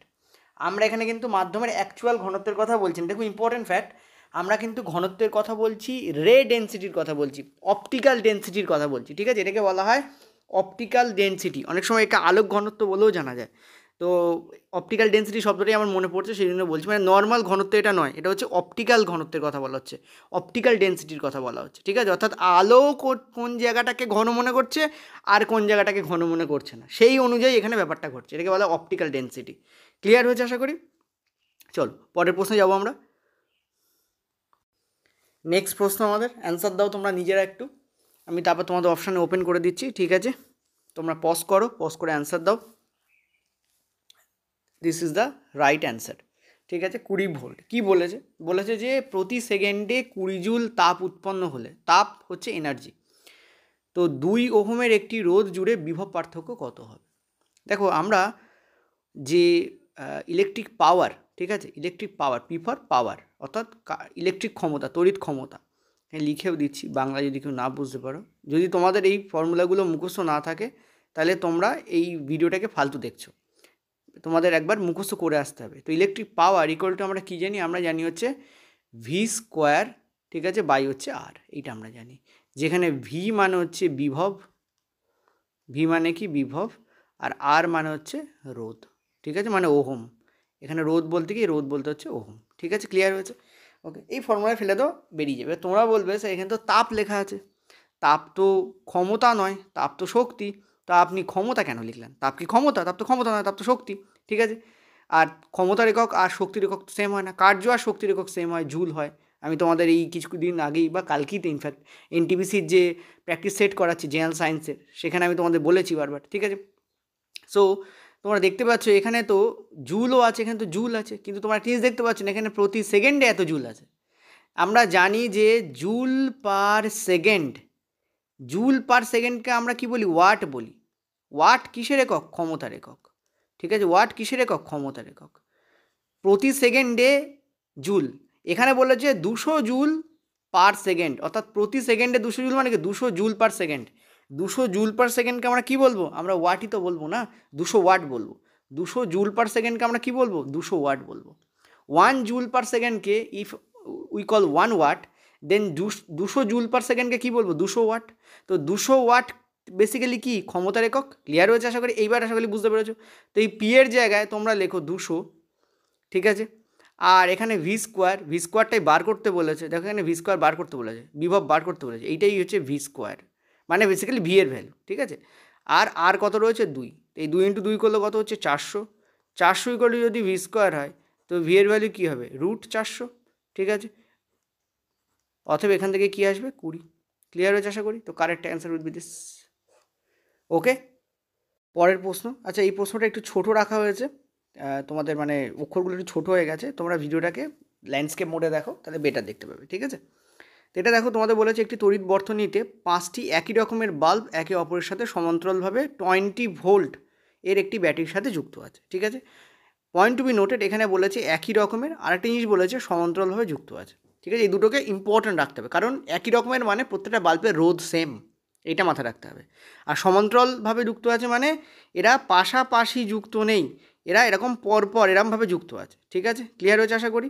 আচ্ছা একটা কথা বলি, এর অপশানে ভুল ছিল, সেই জন্য আমি প্রত্যেকটা অপশান, পুরো অপশানটাকে তুলে দিয়েছি, ওকে, এটাকে করি দেবো তাই। আচ্ছা শক্তির অপচয়, এখানে শক্তির অপচয় বলতে বেসিক্যালি ওয়াট বার করতে চাইছে, এনার্জি বার করতে চাইছে না, কারণ একক সময়ে কতটা শক্তি খরচ হচ্ছে, 1 সেকেন্ডে কতটা জুল খরচ হচ্ছে, একটু আগেই বলেছি, তাকে আমরা ওয়াট বলি। সে বেসিক্যালি যখন এখানে অপশানগুলো থাকবে ওয়াটেই থাকবে, ঠিক আছে। এটা একটু মাথায় রেখে কাজ করবে। আচ্ছা এরবার কি বলছে, এবং যে 5টা বাল্ব যখন জ্বলছে তখন টোটাল যে তড়িৎ প্রবাহ খরচ হচ্ছে এখানে, সেটা হচ্ছে তোমাদের 5 অ্যাম্পিয়ার খরচ হচ্ছে। তো তোমাদের বলেছে বর্তনীতে কতটা শক্তি অপচয় হচ্ছে, অর্থাৎ ওয়াট কতটা খরচ হচ্ছে, আর প্রত্যেকটা বাল্বের রোধ বার করতে বলেছে। দেখো আমরা পাওয়ারের অনেক ফর্মুলা জানি। পাওয়ার ইকুয়াল টু একটু আগে আমি লিখেছিলাম কি ভি স্কোয়ার, মনে করে দেখো একটু আগে পাওয়ার ইকুয়াল টু কী লিখেছিলাম ভি স্কোয়ার বাই আর। ঠিক আছে, পাওয়ারের আরেকটা ফর্মুলা হয় পাওয়ার ইকুয়াল টু কি আই স্কোয়ার ইন্টু আর, এটা পাওয়ারের একটা ফর্মুলা হয়। ঠিক আছে, পাওয়ারের যে আরেকটা ফর্মুলা হয় পি ইকুয়াল টু, সেটা হচ্ছে ভি ইন্টু আই, এটা পাওয়ারের একটা ফর্মুলা হয়। তো তিনটে ফর্মুলাতে কোনটা কাজে লাগাবো? দেখো এখানে দেওয়া আছে কি, এই জায়গায় ভালো করে এখানে কী দেওয়া আছে, ভি দেওয়া আছে আর আই দেওয়া আছে, অ্যাম্পিয়ার মানে আই। ঠিক আছে, তো ভি আর আই দেওয়া আছে, তার মানে এইটা দেওয়া আছে, এই যে, তো এইটা কাজে লাগাবো আমরা লাস্ট। তো ভি পাওয়ার ইকুয়াল টু কী হবে, ভি কত আমাদের 20 আর পি কত আমাদের 20, তো অ্যান্সার হবে তোমাদের 100 ওয়াট, এটা অ্যান্সার হবে, এটা হয়ে গেল। ওকে, এবার পরেরটা দেখো, পরেরটা কী করতে বলেছে, প্রত্যেকটা বাল্বের রোধ বার করতে বলেছে। ঠিক আছে, দেখো আমরা দেখতে পাচ্ছি যে আমরা রোধের যে ফর্মুলা জানি সেটা আমরা কি জানি, V by I, R equal to V by I, right, এটা আমরা জানি। এবার এখানে এই যে R equal to V by I করলে, মানে এখানে 20/5 করলে আমরা যেটা পাবো সেটা হচ্ছে টোটাল রোধ পাবো, অর্থাৎ কারণ এখানে মোট যখন বাল্ব ব্যবহার করা হচ্ছে তখন ভোল্ট হচ্ছে 20 ভি, আর তখন তড়িৎ প্রবাহ হচ্ছে 5 অ্যাম্পিয়ার। তার মানে মোট 5টা বাল্ব জ্বলা মানে মোট 5টা বাল্বের যে টোটাল রোধ সেটা এখানে আসবে। তো আর টোটাল ইকুয়াল টু আমরা কী পাবো, ভি কত আমাদের 20, এ কত আমাদের 5, সো আমরা এখান থেকে কী পাচ্ছি, এখান থেকে আমরা পাচ্ছি 4, সেটা কিসের মান, আর টোটালের মান, আর টোটালের মান হচ্ছে 4। আর একটা জিনিস তোমাদের যেটা একটু আগে আমি নোট করতে বলেছিলাম সেটা কী বলো তো, এখানে কীভাবে আছে, এটা সমান্তরালভাবে আছে। তার মানে বেসিক্যালি এটা কী হবে, যখন পাশাপাশি অবস্থান করে তখন আমরা আরকে পরপর যোগ করে দিই, অর্থাৎ আর প্লাস আর প্লাস আর দেবে, 5টা আর যোগে 5 আর হয়ে যেত। কিন্তু এখানে তো পাশাপাশি নেই, এখানে সমান্তরালে আছে, অর্থাৎ প্রথমে একটা, তারপর একটা, তারপর একটা, তারপর একটা, তারপর এইভাবে আছে। তার মানে প্রথমটার জন্য হবে 1/r, তারপরটার জন্য হবে 1/r, এইভাবে তোমাদের 5টা 1/r হবে এখানে। তা 5টা 1/r এর গুণফল কী হবে, 5টা 1/r এর গুণফল হবে 5/r। ঠিক আছে, সেটা ইকুয়াল টু কী হবে, দেখো এখানে 1/r যেমন উল্টো করছি, এখানেও আর টোটালকে উল্টো করতে হবে, সেটা ইকুয়াল টু কী হবে 1/r টোটাল। ঠিক আছে, মানে কী করলাম বেসিক্যালি 5টা 1/rকে যোগ করলাম, এখানেও তো সেই 1/r এর যোগফল নেই, এখানে শুধু আর এর যোগফল রয়েছে, আরগুলোর যোগফল রয়েছে 4। তাহলে আমরা তো এখানে 1/r এর যোগফল লিখছি 5/r, তাহলে এখানেও আমরা কী করব, টোটালেরও 1/, করে দেবো, অর্থাৎ 1/r টোটাল করে দেবো। তাহলে এইটার ভ্যালু কি, এটার ভ্যালু হচ্ছে আমাদের 5/r equal to 1/r টোটালের value কি 1/4। এখান থেকে আমরা আর এর যে ভ্যালু পাচ্ছি, কত পাচ্ছি দেখো 20। তো this will be the correct answer. একটা হবে তোমাদের 100 ওয়াট, একটা হবে তোমাদের 20 ওয়াট। ঠিক আছে, একদম ডিসকাস করে বললাম, চাইলে ডাইরেক্ট করে দিতে পারতাম 100 আর 20 মুখোমুখি অ্যান্সার চলে আসে, কিন্তু করিনি, তোমাদের জন্য পুরোটা বোঝালাম, এখানে স্টুডেন্ট একটা ভুল কী করে বলে দিই, সেটাও বলে দিই, ভুল কী করে সেটাও যদি অপশানে থাকে তাহলে তোমরা গন্ডগোল করে ফেলো। তো স্টুডেন্টরা এটা করে, সেটা হচ্ছে 5/r equal to R total লিখে দেয়, 5/r equal to R total, এটা ভুল। 5/r equal to 1/r total হবে, কেন হবে এখানে বলেছি, আর একবার বলে দিচ্ছি কেন হবে, এটা কিন্তু ভুল, এটা করলে তোমাদের 1.25 অ্যান্সার আসবে। আর টোটালের মান 4 বসাও, 5-এর তলে 4 যাবে, আর এর মান হবে 1.25, হুইচ ইজ রং। ঠিক আছে, এটা কিন্তু ভুল। এখানে ভালো করে বুঝবে, তুমি 5টা বাল্বের যখন রোধকে সমান্তরাল শ্রেণীতে যুক্ত তাদেরকে যখন যোগ করছো, তখন তুমি আর প্লাস আর প্লাস আর করতে পারবে না, তখন 4 আসবে। ঠিক আছে, তুমি কি করবে, তুমি করবে 1/r 1/r 1/r 1/r করবে, ক্লিয়ার হয়েছে? তো 1/r 1/r 1/r মানে 5টা 1/r যোগ করছো, মানে 5টা বাল্বেরই 1/r এর যোগফল বেরোচ্ছে, তখন 5টা বাল্বের টোটাল যা তারও তুমি 1/, করে দেবে, তবেই এটা ইকুয়াল করতে পারবে। এটাই এদিকে 1/, করলে এদিকে তোমাকে 1/, করতে হবে, তো করলে তখন তুমি অ্যান্সার পাবে 20। হয়েছে ক্লিয়ার, একদম পরিষ্কার। চলে পরের প্রশ্ন। এই যে প্রশ্নটা দিয়েছে এটা আমি অপশানটাকে এলিমিনেট করিনি, কারণ এটা একটু প্রচণ্ড high level questions as per your level, তোমাদের লেভেল অনুযায়ী এটা প্রচণ্ড হাই লেভেল কোশ্চেন, এবং এটা এনসিইআরটি 9-10 কোশ্চেন্সই নয়, এটা এনসিইআরটি 11-12 রে অপটিক্সের প্রশ্ন। ঠিক আছে, এটা হচ্ছে 1/v plus 1/u equal to 1/f, কিসের ফর্মুলা বললাম, অবতল, মানে যে কোনো, অ্যাকচুয়ালি এখানে অবতল দর্পণ লেখা আছে বলে বলছি, তো অবতল দর্পণের যে ফর্মুলা হয়, অবতল দর্পণ, ঠিক আছে, মানে দর্পণের ফর্মুলা বেসিক্যালি সেটা কী হয় আমরা জানি, 1/v plus 1/u equal to 1/f। এই যে ফর্মুলা, এই ফর্মুলাটাকে গ্রাফে প্লট করতে বলা যায়, সেই গ্রাফটা তোমাদের বোঝানো হচ্ছে, মানে রে অপটিক্সের আন্ডারে যে গ্রাফ আছে তার উপর প্রশ্ন দিয়েছে, ঠিক আছে। এবার যারা শুধুমাত্র অনলি এনসিইআরটি পড়ছো, যারা এই প্রশ্নগুলোকে ফলো করে এর ধাঁচে প্রশ্ন করছো না, তারা প্রবলেমে পড়বে। আমি যে আমার ফিজিক্সের পেড কোর্স আনছি, তাতে এই টাইপের প্রশ্ন তোমাদের জন্য রাখবো, চিন্তা করার কারণেই ফ্রিতেও কিছু করাবো, ঠিক আছে। প্রচুর প্রশ্ন ওর মধ্যে থাকবে। ফিজিক্সের যে তোমাদের যে কোর্স আমি লঞ্চ করেছি, আমাদের যে লঞ্চ হয়নি এখনও, হবে। অ্যাকচুয়ালি আমাদের অ্যাপ চলে এসেছে, আজকে অ্যাপের সেটিংসের কাজ চলছে, ঠিক আছে। অলরেডি বায়োলজিটাকে দেওয়া হয়েছে অ্যাপে, ম্যাথটাকেও দেওয়া হয়েছে, কিন্তু ম্যাথের মধ্যে মেটেরিয়াল নেই, বায়োলজির মধ্যে মেটেরিয়াল পুট করা হয়েছে, ঠিক আছে। তো 8670838797, আমাদের এখানেও মনে হচ্ছে বৃষ্টি আসবে। সাউন্ড প্রুফিং ঘর, তবুও দেখো কতটা জোরে মেঘের আওয়াজ পাওয়া যাচ্ছে, প্রাকৃতিক আওয়াজ আটকানো যায় না। তো এইটা তোমাদের এই ফোন নাম্বারে তোমরা অনলি হোয়াটসঅ্যাপ করো, do not call, only WhatsApp করো। হোয়াটসঅ্যাপ করলে তোমাদেরকে জানিয়ে দেওয়া হবে বা গ্রুপে অ্যাড করে দেওয়া হবে, ঠিক আছে। প্রবলেম হচ্ছে গ্রুপটা ফুল হয়ে যাচ্ছে বারবার, দুখানা গ্রুপ করা হয়েছে, দুটো গ্রুপই টোটাল ফুল হয়ে গেছে দুদিনে, সেই জন্য সমস্যা হচ্ছে বলে আবার একটা গ্রুপ আমাদের করতে হচ্ছে, ঠিক আছে। একটু সময় লাগবে, তোমরা হোয়াটসঅ্যাপ করে রেখে দিও, অ্যান্সার পেয়ে যাবে। ওখানে তোমাদের অ্যাপের লিঙ্ক টিঙ্ক দিয়ে দেওয়া হবে। যদিও তোমরা WB এক্সাম পোর্টাল বলে যদি প্লে স্টোরে সার্চ করে পেয়ে যাবে, কিন্তু ওখানে বায়োলজির মধ্যে মেটেরিয়াল দেওয়া আছে, কিন্তু ম্যাথের মধ্যে মেটেরিয়াল দেওয়া নেই, বিকজ ইট ইজ আজকেই সবে লঞ্চ হয়েছে অ্যাপটা, ঠিক আছে। জাস্ট ওকে, আজকের মধ্যে যতটা কাজ করার দরকার আমরা করেছি, মানে ফুল ফর্মে এসছে, আজকে লঞ্চ হয়েছে অনেক আগে, কিন্তু ফুল ফর্মে এসছে আজকে। যাই হোক, দেখো কী বলেছে এখানে, এই ধরনের প্রশ্ন তোমাদের থাকবে ওখানে। ফিক্সড যে কোর্স আমরা লঞ্চ করবো, এখনও করিনি, করবো, বারবার বলে দিচ্ছি, আমার বাংলায় যা বলছি কতগুলো কি খেয়াল করবে। তো এই হচ্ছে তোমাদের টোটাল দর্পণের ফর্মুলা হলো। এখন দর্পণের ফর্মুলা দিয়ে কীভাবে আমরা গ্রাফকে প্লট করি, তার আগে গ্রাফের সামান্যতম একটু নলেজ তোমাদেরকে রাখতে হবে। তোমরা যদি গ্রাফের সামান্যতম নলেজ যদি তোমাদের না থাকে, তাহলে তোমরা একটু প্রবলেমে পড়ে যাবে। যেমন ধরো, আমি ধরো এখানে একটা গ্রাফ, তোমাদের এটা করাতে কিন্তু আমার সময় লাগবে, ঠিক আছে। ভেরি ইজি কোশ্চেন্স, অ্যান্সার 2 সেকেন্ডে বেরোবে যদি ব্যাপারটা জানো, কিন্তু পেছনে ব্যাকআপ জেনে আসতে হবে, তবে তোমরা করতে পারবে। পেছনে ব্যাকআপ জানাটা গুরুত্বপূর্ণ, নইলে পারবে না, ঠিক আছে। দেখো, এই হচ্ছে তোমার, এই পয়েন্টটাকে আমরা কি বলি, জিরো বলি, আমরা জানি এই পয়েন্টটাকে আমরা জিরো বলি, এটাকে আমরা বলি এক্স ড্যাশ, এটাকে বলি আমরা এক্স। বেসিক্যালি এই যে এটা হচ্ছে এক্স অ্যাক্সিস, ঠিক আছে। আর এটা হচ্ছে ওয়াই, এটা হচ্ছে ওয়াই ড্যাশ, ঠিক আছে। এটা আমরা জানি। গ্রাফের সামান্য, ছোটোবেলা 9, 10-এ পড়েছিলে, মনে করে দেখো, যে কোনো এখানে প্লট, ধরো এখানে একটা বিন্দু আছে, এইখানে একটা পুট করে একটা বিন্দু দিয়ে দিলাম, তো এই বিন্দুটার অবস্থান কি তাকে জানার জন্য আমরা গ্রাফকে ব্যবহার করি, ঠিক আছে। পৃথিবীতে যে স্যাটেলাইট ব্যবহার হয় সেটা এই গ্রাফ সিস্টেমের উপরই হয় বেসিক্যালি, ওকে।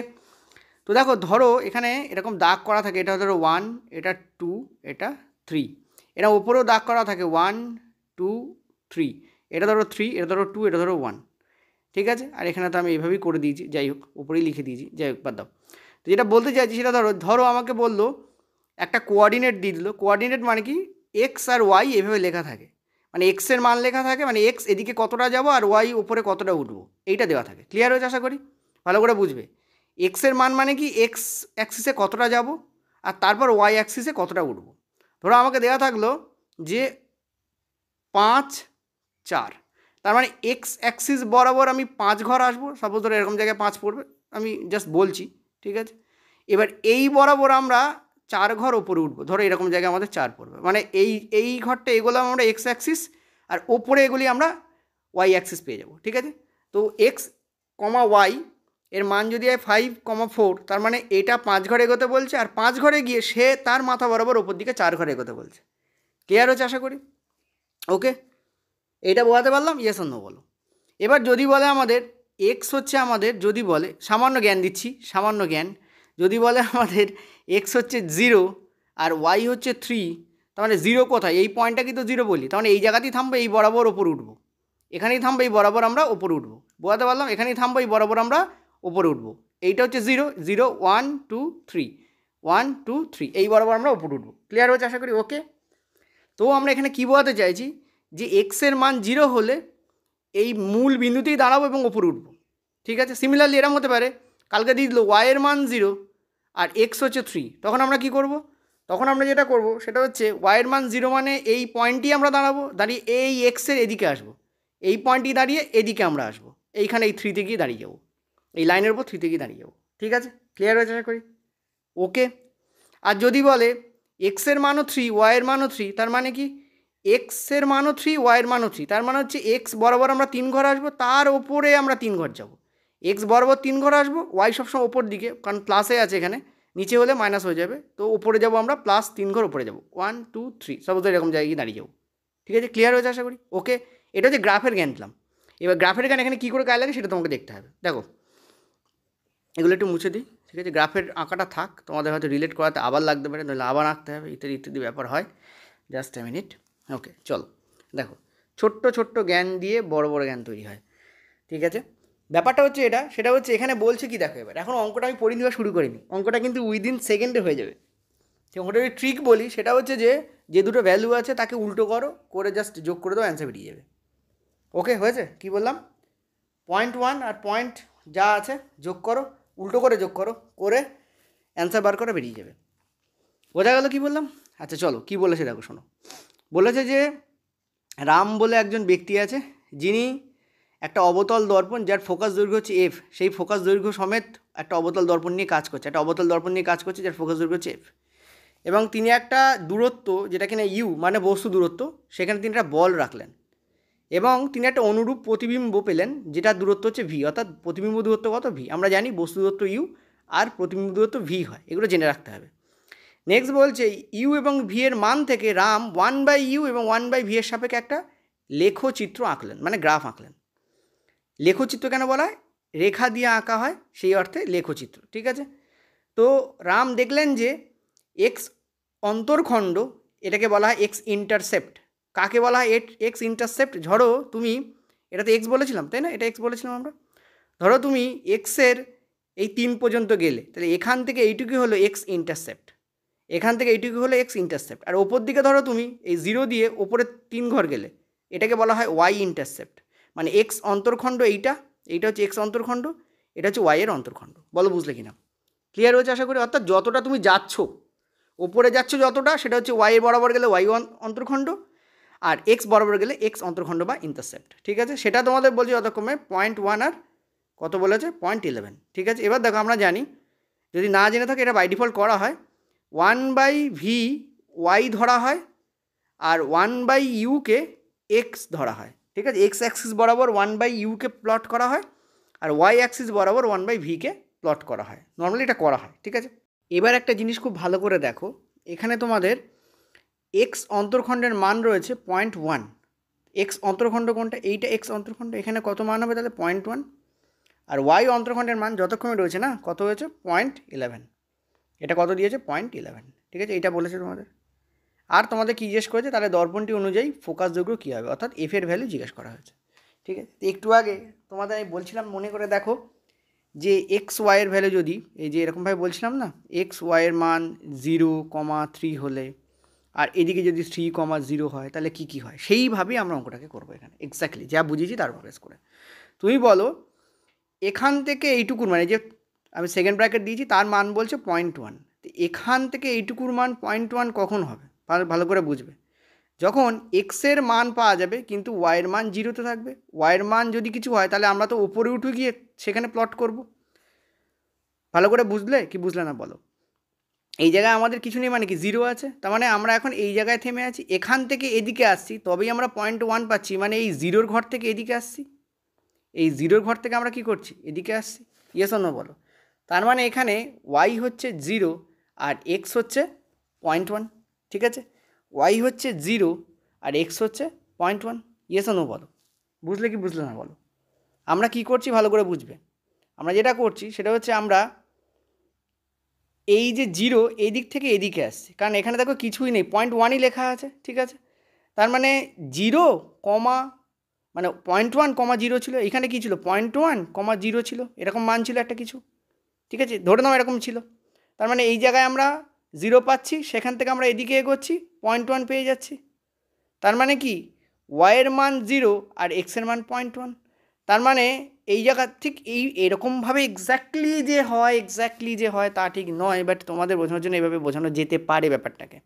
ঠিক আছে, তার মানে আমরা এই যে 1/v আমি এখানে লিখছি, 1/v plus 1/u equal to 1/f, এই যে এটা লিখছি, এখানে এক্সের মানে আমরা 1/u এর মান পাচ্ছি 0.1, 1/u এর মান কী পাচ্ছি আমরা? 0.1। আর 1/u এর মান যখন 0.1 পাচ্ছি তখন 1/v মানে y ইন্টারসেপ্টের ভ্যালু আমরা কী পাচ্ছি 0 পাচ্ছি, তো 0।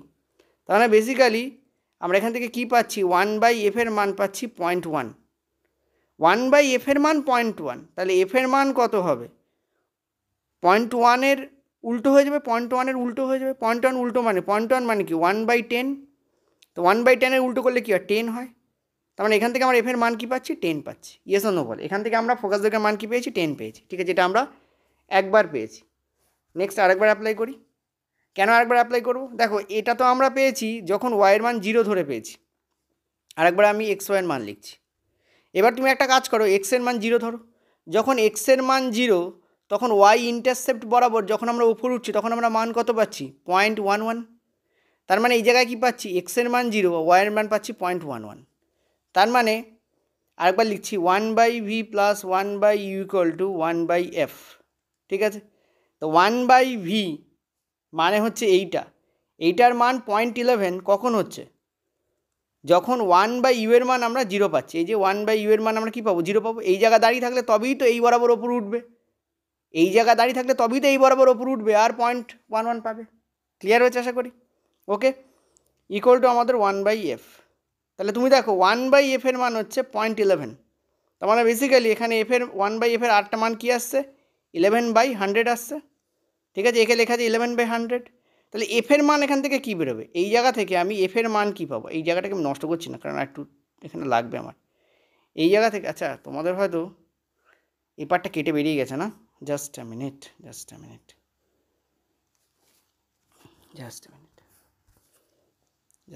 আসলে আমি করাতে এতই বিভোর ছিলাম এটা খেয়াল করিনি, ঠিক আছে। এই পার্টটাকে আমি আরেকবার করে দিচ্ছি।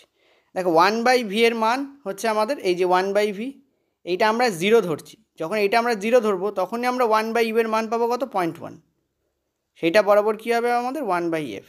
তাহলে এখান থেকে আমাদের f এর মান কী আসবে 1/10, সেটাকে উল্টে দিতে হবে মানে 10 আসবে।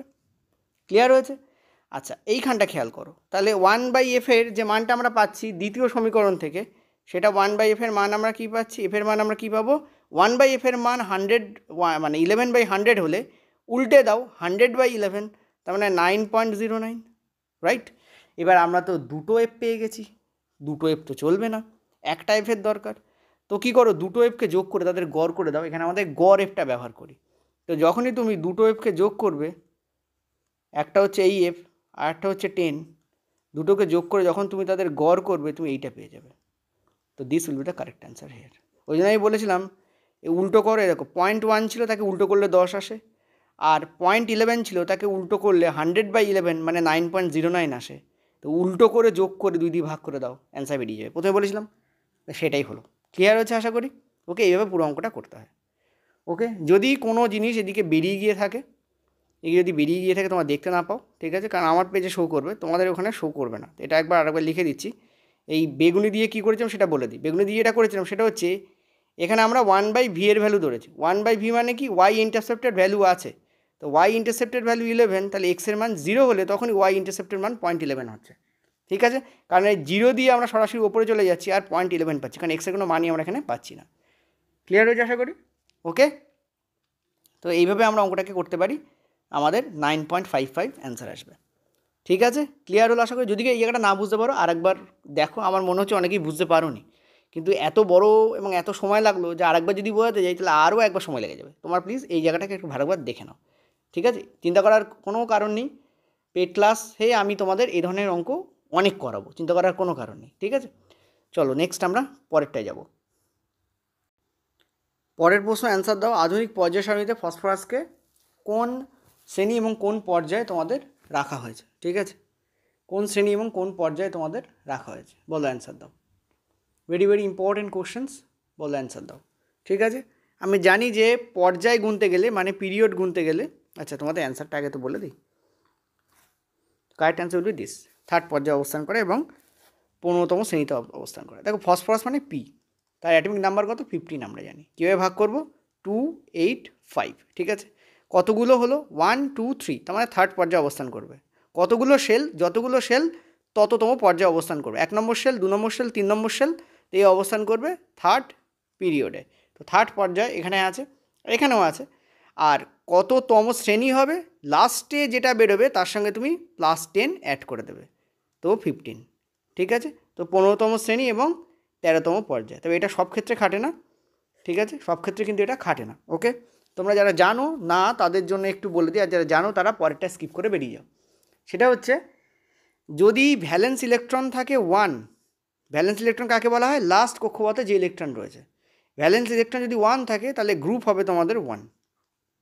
ঠিক আছে, ভ্যালেন্স ইলেকট্রন যদি 2 হয় তাহলে গ্রুপ হবে তোমাদের 2।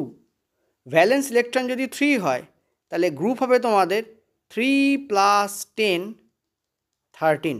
ভ্যালেন্স ইলেকট্রন যদি 4 হয় তাহলে গ্রুপ হবে তোমাদের 4 + 10 14। ভ্যালেন্স ইলেকট্রন যদি 5 হয়, যেমন এই ফসফরাসের ক্ষেত্রে ভ্যালেন্স ইলেকট্রন কত 5, তাহলে এর যে গ্রুপ হবে সেটা তোমাদের হবে 5 + 10 মানে 15। এইভাবে চলতে থাকে। ঠিক আছে, ক্লিয়ার হয়েছে? এইভাবে চলতে থাকে এবং তোমাদের এটা অষ্টম শ্রেণী অবধি টোটালি আসবে। ঠিক আছে, যে অষ্টম শ্রেণী মানে গ্রুপ, সেই অবধি তোমাদের আসবে। ভ্যালেন্স ইলেকট্রন যদি অষ্টম হয়, মানে অষ্টম শ্রেণী বলছি, 18তম শ্রেণী অবধি আসবে। মানে ভ্যালেন্স ইলেকট্রন যদি তোমাদের 8 হয়, এরম করতে করতে, আর একটাই তো আছে 7, যাই হোক, এরম করতে করতে যদি 8 পাও তুমি, তাহলে গ্রুপ হবে তোমাদের 8 + 10 18। ঠিক আছে, এইভাবে আসে। ওকে, গুড টু গো। চলো পরেরটাতে। পরের প্রশ্ন দেখো, ক্লোরিনের সাথে কোনটার বিক্রিয়ায় বিক্রিয়াজাত পদার্থ হিসেবে ব্লিচিং পাউডার উৎপন্ন হয়? কলিচুন, পোড়াচুন দুটোই আছে, caustic soda, sodium chloride. Answer হবে তোমাদের স্ল্যাক্ট লাইম। স্ল্যাক্ট লাইম শব্দের অর্থ হচ্ছে তোমাদের ওই কলিচুন। ঠিক আছে, স্ল্যাক্ট লাইম শব্দের অর্থ কি? কলিচুন। দেখো একটা জিনিস বলে দিই, কলিচুন হচ্ছে ক্যালসিয়াম হাইড্রক্সাইড, CaOH2। ঠিক আছে, CaOH2। এর সাথে তুমি যখন ক্লোরিনের বিক্রিয়া ঘটাও তখন উৎপন্ন হয় ক্যালসিয়াম অক্সিক্লোরাইড, CaOCl2। ঠিক আছে, কি উৎপন্ন হয়? Calcium oxychloride. ঠিক আছে, CaOCl2। ওকে, তো ক্যালসিয়াম অক্সিক্লোরাইডকে আমরা নর্মালি ব্লিচিং পাউডার হিসাবে দেখি বা বলে থাকি। ঠিক আছে, ক্যালসিয়াম অক্সিক্লোরাইড। এর আরেকটাও সংকেত তোমাদের হয়, বাট এটা হচ্ছে স্ট্যান্ডার্ড সংকেত। ঠিক আছে, তো অ্যান্সার হবে তোমাদের কলিচুন। আর কুইক লাইমকে বলা হয় পোড়াচুন বা CaO, অর্থাৎ ক্যালসিয়াম অক্সাইড। CaO হচ্ছে ক্যালসিয়াম অক্সাইড মানে কুইক লাইম, যাকে পোড়াচুন বলা হয়। আর কলিচুন হচ্ছে ক্যালসিয়াম হাইড্রক্সাইড। ঠিক আছে, এই দুটো গুলিয়ে ফেলবে না, কলিচুন মানে কি অনেক সময় ডাইরেক্ট জিজ্ঞেস করা হয়, তো গোলাবে না। পরেরটায় চলো। পরের প্রশ্ন কি বলছে তোমাদের, বলছে যে তোমাদের জিঙ্ক এবং সিলভার নাইট্রেটের যে বিক্রিয়া, যাতে জিঙ্ক নাইট্রেট এবং সিলভার উৎপন্ন হয়, কারণ জিঙ্ক হচ্ছে রিঅ্যাক্টিভিটি সিরিজে অনেক উপরে থাকে, সিলভার হাইড্রোজেনের নিচে থাকে, তো সিলভারকে কিন্তু জিঙ্ক কী করতে পারে? প্রতিস্থাপিত করতে পারে। তো এই বিক্রিয়াটার সঠিক বিক্রিয়া কোনটা সেটা জিজ্ঞেস করেছে। ঠিক আছে, সঠিক বিক্রিয়া হচ্ছে দিস ওয়ান। ওকে, সঠিক বিক্রিয়া কোনটা হবে? এটাই সঠিক বিক্রিয়া হবে, this one. This one will be the correct answer. আচ্ছা, just a minute. Okay, yes, এইটা তোমাদের কারেক্ট অ্যান্সার হবে, this one will be the correct answer. ঠিক আছে, আচ্ছা এর অ্যান্সারটা এলো না, জানি না কেন, but this one is the correct answer. Zn + 2AgNO3, point to be noted, লাস্টও একটা 2 থাকবে। ঠিক আছে, ZnNO3 হবে। তোমরা চাইলে ব্যালেন্স করেও দেখতে পারো, এটা বেসিক্যালি ব্যালেন্সের বিক্রিয়া। যার মাথায় আছে সে ইজিলি বসিয়ে দেবে, আর যার মাথায় নেই সে আগে ব্যালেন্স করে দেখতে হবে। যদি তোমার মাথায় না থাকে তাহলে তুমি লাস্টে ব্যালেন্স করে দেখে নিতে পারো। ঠিক আছে, দেখো এখানে Zn কটা আছে? একটা আছে। এখানে Zn কটা আছে? একটা আছে। ঠিক আছে, এখানে Ag কটা আছে? দুটো আছে। এখানে Ag কটা আছে? দেখো দুটো আছে। ঠিক আছে, এখানে NO3 কটা আছে? দেখো NO3 কটা, পুরোটা মিলে কটা আছে? দুটো। এই যে 2 আছে, এই 2 তো NO3-র সঙ্গেও অ্যাড হবে, Ag-র সঙ্গে অ্যাড হবে, রাইট? এই সামনে যেটা থাকে সেটা এর জন্য, এর জন্য। তো NO3 টোটাল কটা হবে? দুটো হবে। এই দেখো NO3 তোমাদের কটা রয়েছে? এখানে দুটো, এই যে 2 লেখা রয়েছে, দুটো। ঠিক আছে, ওকে, চলো পরের প্রশ্নে যাবো আমরা। Correct answer will B second one. চলো পরের প্রশ্নে অ্যান্সার দাও। বলেছে একটা সমীকরণ লেখা রয়েছে, তো কোনটা জারিত হয়েছে নাকি কোনটা বিজারিত হয়েছে বলা হয়েছে। চলো অ্যান্সার দাও। জারণ বিজারণ তোমাদের করিয়েছি, মনে হচ্ছে সম্ভবত 2 সপ্তাহ মতো হয়েছে। জারণ বিজারণের পুরো টপিক করে দিয়েছি আমি। ঠিক আছে, দেখো না তোমরা, যার ফলে ভুল হবে। Correct answer will be last one. কী করে? দেখো আমরা জানি যে অক্সিজেন সেটা যদি বেরিয়ে যায়, সেটা যদি কী হয়? বেরিয়ে যায়। অক্সিজেন বেরিয়ে গেলে তাকে আমরা কী বলি? তাকে আমরা বিজারণ বলি। ঠিক আছে, তাকে আমরা বিজারণ বলি। ওকে, এখানে দেখো ছিল ZnO, দেখো ছিল ZnO, ও বেরিয়ে গেছে, দেখো Zn তৈরি হয়েছে। তাহলে এটা বেসিক্যালি কী হয়েছে, বিজারণ হয়েছে। ওই জন্য বলছে কার বিজারণ হয়েছে, ZnO এর থেকে অক্সিজেন বেরিয়ে গেছে, মানে ZnO বিজারিত হয়েছে, কিসে, ZnA বিজারিত হয়েছে, ঠিক আছে। আর অক্সিজেন অ্যাড হলে, ঠিক আছে, যুক্ত হলে তাকে আমরা কী বলি, জারণ বলি। জারণ বলি। কার জারণ হয়েছে, তুমি দেখো কার্বন ছিল C, সেখান থেকে কার্বন ডাইঅক্সাইড উৎপন্ন হয়েছে, অক্সিজেন অ্যাড হয়েছে, তার মানে এর কী হয়েছে, এর জারণ হয়েছে। তোমাকে যদি বলা হয় কোনটা বিজারক পদার্থ, এটা অ্যান্সার দেওয়া ইজি, কারণ কার্বন বিজারক পদার্থ হিসেবেই কাজ করে। দেখো কার্বন এর থেকে অক্সিজেনকে নিয়েছে নিজের ঘাড়ে, মানে নিজে কী হয়েছে, জারিত হয়েছে। অক্সিজেন এর থেকে কী করছে, নিচ্ছে, নিজে জারিত হচ্ছে, তার মানে ও অপরকে বিজারিত করছে। যে অপরকে বিজারিত করে তাকে আমরা কী বলি, বিজারক পদার্থ বলি। তো C হচ্ছে বিজারক। হয়েছে ক্লিয়ার? চলো পরের প্রশ্ন তোমরা উত্তর দাও, চলো বলো। ওকে, দেখো অ্যান্সার তোমাদের 1, 1 নম্বর। দেখো কী বলেছে, 3 সেমি উচ্চতার একটা বস্তু আছে, 20 সেমি ফোকাস দৈর্ঘ্যের একটা উত্তল লেন্সের সম্মুখে বসানো আছে। যেই উত্তল লেন্স বলবে তখন আমাকে এটা বুঝতে হবে কি, এর ফোকাস দৈর্ঘ্য হবে পজিটিভ, ঠিক আছে, এর ফোকাস দৈর্ঘ্য কী হবে, পজিটিভ, এটা ইম্পর্ট্যান্ট, ঠিক আছে। এবং লেন্সের সামনে বসানো হয়েছে 30 সেমি দূরত্বে বসানো হয়েছে। দেখো লেন্সের সামনে বসানো মানে লেন্সের বাঁদিকে বসানো হয়, বাঁদিকে বসানো মানে এই দূরত্বটা হয়ে যাবে নেগেটিভ। আমরা জানি যা কিছু বাঁদিকে বসবে সব নেগেটিভ, যা কিছু ডান দিকে বসবে সব পজিটিভ। যেহেতু উত্তল লেন্সের ফোকাস ডান দিকে আসে সেই জন্য আমরা পজিটিভ নেই। যেহেতু বস্তুকে সবসময় লেন্সের বাঁদিকেই বসানো হয় সেহেতু বস্তু দূরত্ব অলওয়েজ নেগেটিভ হয়। দেখো আমরা একটা ফর্মুলা জানি, সেটা হচ্ছে m ইকুয়াল টু v/u, ঠিক আছে।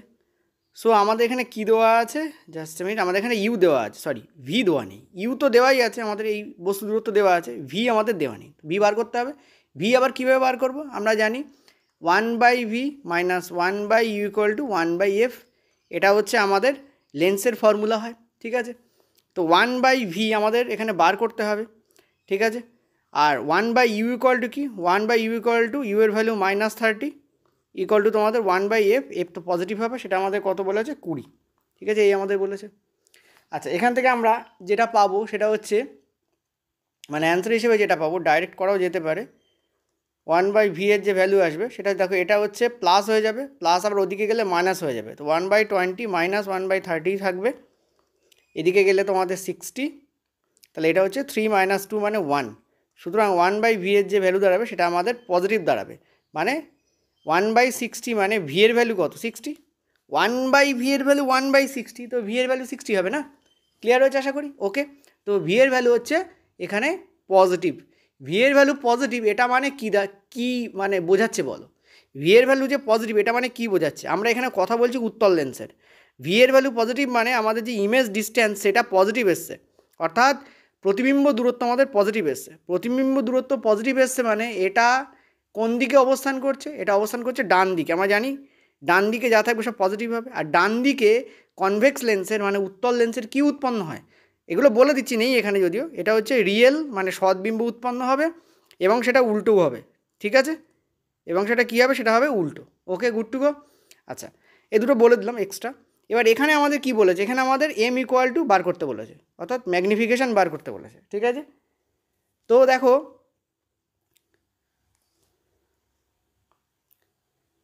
ওকে, হ্যাঁ, তো এম এর ভ্যালু আমাদের এখানে বসাও তুমি, ভি এর ভ্যালু কত হবে 60 আর ইউ এর ভ্যালু কত হবে তোমাদের -30, তো ম্যাগনিফিকেশান উইল বি -2। ম্যাগনিফিকেশানের আরেকটা ফর্মুলা আমরা জানি, সেটা হচ্ছে h2/h1, ঠিক আছে, h2/h1, h2 হচ্ছে ইমেজ হাইট আর h1 হচ্ছে তোমাদের বস্তুর হাইট, ঠিক আছে, ইমেজ হাইট মানে কি, প্রতিবিম্বের হাইট, আর এটা হচ্ছে বস্তুর হাইট, অবজেক্টের হাইট, IO বলে আমি উল্লেখ করি, যদি কেউ না বুঝতে পারে আরেকবার বলে দিচ্ছি, এটা হচ্ছে ইমেজের হাইট মানে প্রতিবিম্ব উচ্চতা, ঠিক আছে, এটা হচ্ছে বস্তু উচ্চতা, এটাও আরেকটা ফর্মুলা হয়, ওকে। তো এখান থেকে আমরা কী পেয়ে যাব, দেখো প্রতিবিম্ব উচ্চতা আমাদের বার করতে বলেছে, তো এইটা আমাদের এই যে কত -2, এটা ইকুয়াল টু, তুমি দেখতে পাচ্ছ প্রতিবিম্ব উচ্চতা আমাদের বার করতে বলেছে, তো লিখে দিচ্ছি প্রতিবিম্ব উচ্চতা। আচ্ছা বস্তু উচ্চতা কত বলেছে আমাদের, 3 সেন্টিমিটার, ঠিক আছে, এখান থেকে আমরা কী পাচ্ছি, 3 × 6, ঠিক আছে, এটা হচ্ছে প্রতিবিম্ব উচ্চতা আমাদের দাঁড়াবে। প্রতিবিম্ব উচ্চতা মাইনাসে এসেছে, এটা আমাদের বলছে প্রতিবিম্ব উল্টো, কিন্তু উচ্চতা তো আমাদের 6 সেমি হবে, তাই না, উচ্চতায় তো আমরা মাইনাস দিই না, উচ্চতা মানে কতটা লম্বা সেটা কী হবে, 6 সেমি হবে, ওকে, এবার যদি অ্যান্সারে 6 সেমি প্লাস মাইনাস থাকতো তখন আমরা মাইনাসটাকে নিয়ে নিতাম, কিন্তু নেই যেহেতু 6 সেমিটাকেই নেবো। মাথা রাখবে উচ্চতা মাইনাসে হয় না, মাইনাস এখানে বলে দিচ্ছে যে এটা উল্টো হবে, যেটা আমি আগেও লিখে দিয়েছি যে রিয়েল মানি সদ্বিম্ব মানি সেটা উল্টো হবে। ক্লিয়ার হয়েছে আশা করি? ওকে, চলো পরের প্রশ্ন। পরের প্রশ্নে চলো, বলছে যে একজন পুরুষ যার রক্ত গ্রুপ হচ্ছে এ এবং তিনি একজন মহিলা যার রক্তের গ্রুপ হচ্ছে বি তার সঙ্গে বিবাহ করেন এবং তাদের সন্তানের গ্রুপ ছিল এবি। একটু ছোট হচ্ছে কারণ লেখাগুলোকে বড় রাখতে পারছি না। তো বলছে একজন পুরুষ যার রক্তের গ্রুপ হচ্ছে এ এবং একজন মহিলা যার রক্তের গ্রুপ হচ্ছে বি, দুজনের মধ্যে বিবাহ হয় এবং যার ফলে যে সন্তান উৎপন্ন হয় তার রক্তের গ্রুপ হচ্ছে এবি। তো বলছে তাহলে নিচের কোনটি জেনেটিক্স অর্থে প্রযোজ্য? ঠিক আছে, তোমাদের জিনোটাইপ বার করতে বলছে, নট ফিনোটাইপ। তো ক্লিয়ারলি দেখতে পাচ্ছ অ্যান্সার তোমাদের হবে হচ্ছে দুটোই প্রভাবশালী। এই যে উভয়ই প্রভাবশালী, এটা অ্যান্সার হবে। এ বি যখন হবে তখন এ অ্যালিলো প্রভাবশালী, বি অ্যালিলো প্রভাবশালী। ঠিক আছে, এই যে আমাদের হিউম্যান ব্লাড, এটাকে কো ডমিনেন্সের মারাত্মক একটা চরম উদাহরণ বলা যেতে পারে। কো ডমিনেন্স কি? ম্যান্ডেলের যে তোমাদের তত্ত্ব আছে সেটা আমি তোমাদের পড়িয়েছি, সেখানে তোমরা দেখতে পাবে যে তোমাদের জেনেটিক্স মানে বলতে কি বোঝায়। ঠিক আছে, কো ডমিনেশন বলতে কি বোঝায়। ওকে, তো অ্যান্সার কোনটা হবে দেখে নাও। অ্যান্সার তোমাদের কিন্তু 2 নম্বরটাই কারেক্ট অ্যান্সার হবে। ঠিক আছে, চল আমরা পরের প্রশ্নে যাব। পরের প্রশ্ন দেখো, বলেছে নিচের কোনটা তোমাদের সংযোজন বিক্রিয়ার উদাহরণ, এবং একের বেশি অপশান কিন্তু এখানে কারেক্ট হচ্ছে। ঠিক আছে, তো দেখে নাও কোনটা কারেক্ট অপশান। দেখো কারেক্ট অপশান বলছে এখানে 1 এবং 2 দুটোই। ঠিক আছে, 1 এবং 2 দুটোই। কোনটা সংযোজন বিক্রিয়ার উদাহরণ? সংযোজন বিক্রিয়ার উদাহরণ হচ্ছে 2 এবং 3। 2 এবং 3ই আছে। আচ্ছা 2 এবং 3 তোমাদের কারেক্ট অপশান, এইটা আর এইটা। দেখো এখানে কার্বন ডাইঅক্সাইড মানে কার্বন মনোক্সাইড এবং হাইড্রোজেনের বিক্রিয়া হচ্ছে এবং এইটা উৎপন্ন হচ্ছে। ঠিক আছে, সিমিলারলি তুমি এখানেও দেখতে পাচ্ছ যে ম্যাগনেসিয়াম এবং অক্সিজেনের বিক্রিয়া হচ্ছে এবং 2mgও উৎপন্ন হচ্ছে। দুটো যোগ করে একটা উৎপন্ন হচ্ছে, এটাকে আমরা বলি সংযোজন বিক্রিয়া। ঠিক আছে, কম্বিনেশন। আচ্ছা এইটা কি বিক্রিয়া? এটা হচ্ছে তোমাদের দ্বি প্রতিস্থাপন বিক্রিয়া। জাস্ট এ মিনিট, এটা সিঙ্গেল প্রতিস্থাপন বিক্রিয়া। ঠিক আছে, সিঙ্গেল প্রতিস্থাপন বিক্রিয়া কেন? কারণ দেখতে পাচ্ছ জেডেনের থেকে কি হচ্ছে, এই যে NO3, জেডেন থেকে NO3, জেডেনকে NO3 দিয়ে দিচ্ছে আর এজি নিজে একা বসে থাকছে। ঠিক আছে, তো এটা হচ্ছে প্রতিস্থাপন বিক্রিয়ার একটা দারুণ এক্সাম্পল। ঠিক আছে, এটা একটা প্রতিস্থাপন বিক্রিয়া। ওকে, আচ্ছা এটা প্রতিস্থাপন বিক্রিয়ার একটা দারুণ এক্সাম্পল। আচ্ছা এবার ওপরেরটায় চলো। ওপরেরটায় তুমি দেখতে পাচ্ছ এটা কি বললাম বুঝতে পারলে তো? এই NO3টা জেডেনের ঘাড়ে চলে যাচ্ছে, যেটা ছিল না। ঠিক আছে, এবং এজি একা বসে থাকছে, এটা প্রতিস্থাপন বিক্রিয়া হচ্ছে। কারণ জেডেন হচ্ছে বেশি রিয়াক্টিভ, এজি কম রিয়াক্টিভ, তো জেডেন এজিকে তার ঘর থেকে বের করে দিচ্ছে, ওই জন্য এজি একা পড়ে থাকছে, অনেকবার বলেছি। নেক্সট হচ্ছে এটা হচ্ছে লোহার সাথে তোমাদের বিক্রিয়া করছে জল এবং মরিচা পড়ছে এবং তার সঙ্গে হাইড্রোজেন উৎপন্ন হচ্ছে। তো এটা কি? দেখো আমরা জানি এটা হচ্ছে অক্সিডেশন অ্যান্ড রিডাকশন রিয়াকশান। ঠিক আছে, অর্থাৎ দেখো লোহাতে কোনো অক্সিজেন ছিল না, এখানে দেখো অক্সিজেন আছে, লোহা অক্সিজেন পাচ্ছে মানে কি জারণ হচ্ছে। ঠিক আছে, আর হাইড্রোজেন দেখো জল দেখো হাইড্রোজেন মুক্ত হয়ে যাচ্ছে, তার মানে এখানে জলের কি হচ্ছে দেখতে পাচ্ছ ক্লিয়ারলি। জল এখানে কি করছে? জল এখানে জারিত করছে, কাকে জারিত করছে? লোহাকে জারিত করছে, লোহাকে অক্সিজেন দিয়ে দিচ্ছে। ঠিক আছে, সেটা জারণ বিজারণ বিক্রিয়া হয়ে যাচ্ছে, বেসিক্যালি জারণ বিক্রিয়া। ঠিক আছে, ক্লিয়ার হয়েছে? বেসিক্যালি এটা কি? জারণ বিক্রিয়া। আর তুমি বলবে যে স্যার বিজারণ বিক্রিয়া কী করে হচ্ছে? দেখো বিজারণ বিক্রিয়া হচ্ছে কি, জল নিজে অক্সিজেন ত্যাগ করছে, তা জলের অক্সিজেন ত্যাগ করা এটা কিন্তু বিজারণ। দেখো এই জায়গায় শুধু হাইড্রোজেন আছে, এখানে অক্সিজেন ছিল, তাহলে জল নিজে কি হচ্ছে? জল নিজে বিজারিত হচ্ছে আর অন্যকে জারিত করছে। জলের থেকে অক্সিজেন বেরিয়ে এখানে যাচ্ছে, তার মানে এ অক্সিজেন পাচ্ছে মানে জারিত হচ্ছে, আর জল অক্সিজেন দিচ্ছে মানে বিজারিত হচ্ছে। ঠিক আছে, চলো পরের প্রশ্ন। দেখো ওই তোমাদের যে PDF আছে সেই অনুযায়ী 45 দাগ বলেছে ম্যান্ডেলের যে পরীক্ষা ছিল তাতে সবুজ বর্ণের মটর বিশিষ্ট উদ্ভিদের সঙ্গে হলুদ বর্ণের মটর বিশিষ্ট উদ্ভিদের প্রথমে একটা সংকরায়ন করানো হলো, তারপর যে উদ্ভিদ উৎপন্ন হলো তাদের আবার সেলফ পলিনেশন করানো হলো বা স্বপরাগযোগ করানো হলো। তার ফলে 500টা যদি মটর গাছ উৎপন্ন হয় তার মধ্যে কতগুলো সবুজ রঙের থাকবে। ঠিক আছে, পুরো গল্পটা বলে দিচ্ছি, ভালো করে বুঝে নাও। দেখো এইটা অ্যাকচুয়াল অ্যান্সার নয়, অ্যাকচুয়াল অ্যান্সার হবে 1 to 5। কীভাবে হচ্ছে দেখো, ব্যাপার হচ্ছে এটা, সেটা হচ্ছে প্রথম যখন করানো হয় সেগুলো কী হয়েছিল, হলুদ বর্ণের সঙ্গে। হলুদ বর্ণকে আমরা কী ধরবো, বড় হাতের ওয়াই ধরবো, আর সবুজ বর্ণকে কী ধরবো, ছোটো হাতের ওয়াই ধরবো, ঠিক আছে।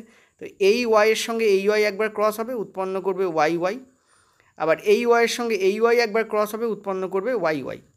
এই ওয়াইয়ের সঙ্গে সেম এই ওয়াই উৎপন্ন হবে তোমাদের ওয়াই ওয়াই সেম। আবার এই ওয়াইয়ের সঙ্গে পরেরটার ক্রস হবে, উৎপন্ন হবে তোমাদের ওয়াই ওয়াই। তো দেখতে পাচ্ছ সবটাতেই বড় ওয়াই প্রেজেন্ট, কোনোটাতেই ছোটো ওয়াই ওয়াই নেই, সব বড় ওয়াই ছোটো ওয়াই, বড় ওয়াই ছোটো ওয়াই আছে। এগুলো কী হচ্ছে, এগুলো সব হলুদ, এগুলো সব কী হচ্ছে, এগুলো সব হলুদ, ঠিক আছে। এগুলো সব হলুদ, ক্লিয়ারলি দেখতে পাচ্ছ সব হলুদ উৎপন্ন হয়েছে। এবার এটা হচ্ছে F1 জেনারেশন, ঠিক আছে। আমরা F2 জেনারেশনে কী করি, এদের মধ্যে থেকে যে কোনো দুটোকে নিই, যেমন বড় হাতের ওয়াই ছোটো হাতের ওয়াই নিলাম একটা, ধরো এই দুটোকে নিচ্ছি, ঠিক আছে। এবার এদের ক্রস করাই, দেখো এদের ক্রস আমরা কিসে করাই, F2তে করাই, ঠিক আছে, অর্থাৎ সেলফ পলিনেশন করানো হয়। তাতে কী হলো, দেখো এর সঙ্গে যখন আমরা এঁকে নেবো তখন কী হবে, ওয়াই বড় হাতের ওয়াই তৈরি হবে। এর সঙ্গে যখন আমরা এঁকে নেবো তখন আমরা কী হবে, ওয়াই ছোটো হাতের ওয়াই তৈরি হবে। এই ছোটো হাতের ওয়াইয়ের সঙ্গে যখন এই বড় হাতের ওয়াইকে নেবো তখন কী হবে, বড় হাতের ওয়াই ছোটো হাতের ওয়াই তৈরি হবে। আর এই ছোটো হাতের ওয়াইয়ের সঙ্গে এখানে যখন নেবো তখন কী হবে, ওয়াই ওয়াই তৈরি হবে। তোমরা বেসিক্যালি কী দেখতে পাচ্ছ, তুমি এখানে দুটো রেশিও দেখতে পাবে, ঠিক আছে। কী দেখতে পাচ্ছ, দেখো যেখানে যেখানে বড় হাতের ওয়াই আছে তারা সব হলুদ, যেখানে যেখানে তুমি বড় হাতের ওয়াই দেখতে পাচ্ছ তারা সব কি হলুদ। এরকম কটা রয়েছে, দেখো তিনটে রয়েছে। আর একটা রয়েছে যেখানে ছোটো হাতের হয়, এটা হচ্ছে ছোটো হলুদ, মানে ছোটো সবুজ, মানে সবুজ আর কি, সেটা কথা। তো এখানে যে রেশিওটা পাচ্ছি সেটা আমরা কী পাচ্ছি, 3:1 অনুপাতে কিন্তু এই রেশিওটা আমরা পাই, ওকে। এবার দেখো এই যে 3:1 তোমাদের হলো, তার মানে টোটাল আমাদের 4, তার মধ্যে তিনটে হচ্ছে তোমাদের হলুদ, ঠিক আছে, আর একটা হচ্ছে তোমাদের সবুজ, ক্লিয়ার হয়েছে। এবার তোমাদের জিজ্ঞেস করেছে যে টোটাল যদি 500টা গাছ থাকে, মানে এই 4-এর ভ্যালু যদি 500 হয়, ঠিক আছে, তাহলে এই 3-এর ভ্যালু কী হবে, 4-এর ভ্যালু যদি কত হয়, 500 হয়, ঠিক আছে, তাহলে এই 3-এর ভ্যালু কী হবে, 4-এর ভ্যালু 500, তো 3-এর ভ্যালু কী হবে তোমাদের, 1-এর ভ্যালু হবে 500/4, ঠিক আছে। ও সরি, এখানে তো 1-এর ভ্যালু বার করলেই হয়ে যাবে, কারণ তোমাদের কী জিজ্ঞেস করছে, সবুজ কতগুলো আছে, ওকে, ঠিক আছে। 4-এর ভ্যালু যদি 500 হয় তাহলে 1-এর ভ্যালু কত, 1-এর ভ্যালু হচ্ছে সবুজ, এটাকে একটা সবুজ এসছে, তো 1-এর ভ্যালু কত হবে, 125 হবে, ঠিক আছে। এটা 125 অ্যান্সার আসবে, কিন্তু এখানে 110 অ্যান্সার এসছে। এটা অ্যাকচুয়াল অ্যান্সার না, কিন্তু যেহেতু এই 125-এর কাছাকাছি, সো 110টাকে আমরা অ্যান্সার নেবো, ওকে। চলো পরের প্রশ্ন। আচ্ছা, এইটা হচ্ছে আজকে আমাদের লাস্ট প্রশ্ন। সেই যে প্রশ্নটা বাকি ছিল সেইটা হচ্ছে এই প্রশ্নটা, বলেছে আয়ারল্যান্ডের লেভিয়াথান টেলিস্কোপ, তাতে কি বলছে, তাতে ফোকাস দৈর্ঘ্য বলছে তোমাদের 3.0 মিটার, মানে মিটারে আছে, এবং অবতল দর্পণ ব্যবহার করা হয় যার ফোকাস দৈর্ঘ্য হচ্ছে এত। যদি 4 মিটার দূরত্বে, ঠিক আছে, যদি কি বলেছে, যদি 4 মিটার দূরত্বে 80 সেন্টিমিটার উচ্চতার একটা প্রতিবিম্ব তৈরি করে, তাহলে তোমাদের ওইটার বস্তু উচ্চতা কত, ওইটার বস্তু দূরত্ব কত আর বিবর্ধন কত বার করতে বলেছে। দেখো এখানে একটা সিম্পলি ফর্মুলা আমি তোমাদের বলতে পারি, যে ফর্মুলায় তোমরা 2 সেকেন্ডে অ্যান্সার বার করতে পারবে, ঠিক আছে। অ্যান্সার দেখে নাও, second option will be the correct answer. কেন, দেখো এক তো তোমরা 1/f = 1/v + 1/u ফর্ম্যাটে যেতে পারো। এর আরেকটা ফর্মুলা হয়, ম্যাগনিফিকেশনের ডাইরেক্ট ফর্মুলা বেরোয়, সেটা হচ্ছে বলে দিই। এবার দেখো আমি করাচ্ছি, দেখবে কালকে ইউটিউবে এই ফর্মুলা দিয়ে কেউ করে ফেলেছে, ঠিক আছে।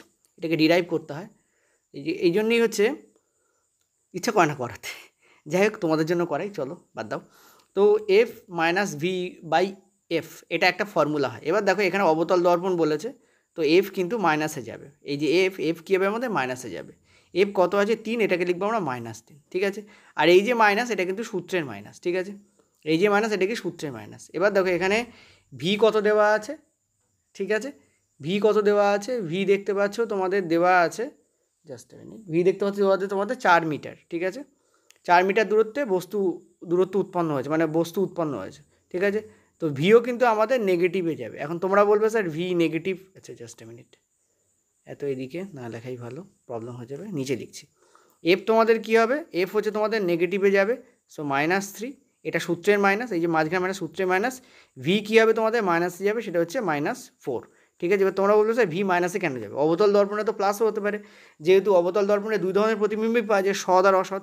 তোমরা খেয়াল করো এখানে তোমাদের প্রত্যেকটা যে বর্ধন দেওয়া রয়েছে সেগুলো সব 1-এর কম দেওয়া রয়েছে। আমরা জানি 1-এর কম যদি হয় তাহলে ডেফিনেটলি সেটা সৎ প্রতিবিম্ব হবে, কারণ অবতল দর্পণে সৎ প্রতিবিম্বই আছে যেটা ছোট হতেও পারে, ঠিক আছে। আর বর্ধন 1-এর কম মানে প্রতিবিম্বটা ছোট মানে ডেফিনেটলি সেটা সৎবিম্ব, কিছুতেই সেটা অসৎ বিম্ব বা ভার্চুয়াল ইমেজ হতেই পারে না, ঠিক আছে।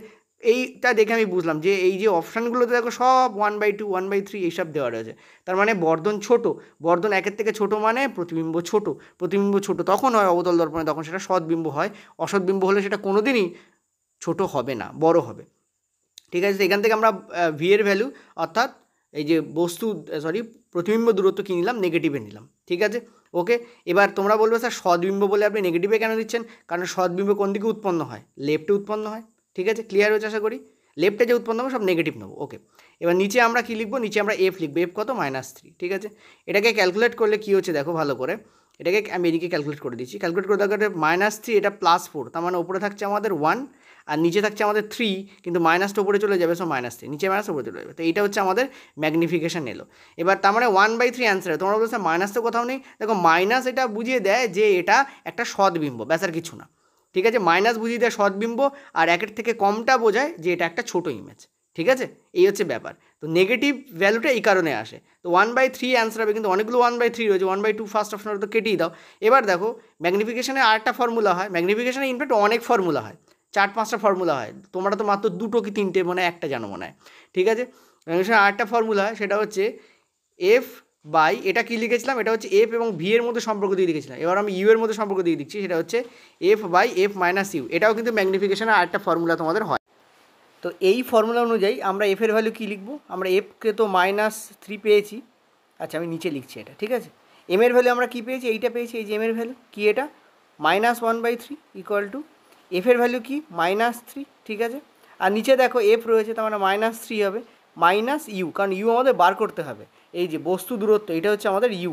ঠিক আছে, এবার তোমরা বলবো স্যার ইউ তো স্যার অলওয়েজ নেগেটিভ হয়, তো আপনি এখানে নেগেটিভ নিলেন না কেন? দেখো এই নেগেটিভটা কিন্তু সূত্রের নেগেটিভ, এই যে কালোটা হচ্ছে এইটা। তো এখানে আমাকে নেগেটিভ নেওয়া উচিত। দেখো মনে রাখবে, যখনই তুমি যেটা বার করছো সেইটার কোনো সাইন তুমি নির্দিষ্ট করবে না, দেখবো অঙ্কই তোমাকে সাইনে নিয়ে মাইনাস করে দেবে। ঠিক আছে, এখান থেকে আমরা দেখতে পাচ্ছি এই মাইনাস কেটে যাবে, এই 3 ওপরে গেলে 9 হয়ে যাবে, আর এটা এদিকে চলে আসবে। তো -3 মাইনাস ইউ ইকুয়াল টু তোমাদের 9। এখান থেকে দেখো মাইনাস ইউ এর ভ্যালু আমরা পাচ্ছি 12, তার মানে ইউ এর ভ্যালু হচ্ছে -12। দেখো ইউ -12তে কিন্তু পৌঁছে গেছে। তো -12 আর 1/3 একটাই অপশানে আছে, মার্কেট। ঠিক আছে, এই অপশানটা আছে, এই অপশানটা তোমরা মার্ক করতে পারো। আচ্ছা এই অপশানেও আছে। ঠিক আছে, তো তোমরা কী করতে পারো, আর একটু তোমরা প্র্যাকটিস করলে এটাকেও তোমরা বার করতে পারো। আমি দুটো বার করে তোমাদের কিন্তু দেখিয়ে দিলাম। ঠিক আছে, ওটা প্র্যাকটিসের জন্য তোমরা করে নিও। তো এই হচ্ছে টোটাল ভিডিওটা থাকলো, আর নিচে তোমাদের অ্যাপ লিঙ্ক আছে, তোমরা চাইলে ডাউনলোড করে রাখতে পারো। এখন বায়োলজিটাই দেওয়া আছে, ম্যাথের বা ফিজিক্সের কোনো কোর্সের কোনো মেটেরিয়াল এখনও পর্যন্ত ওখানে দেওয়া হয়নি। ওকে, থ্যাংক ইউ।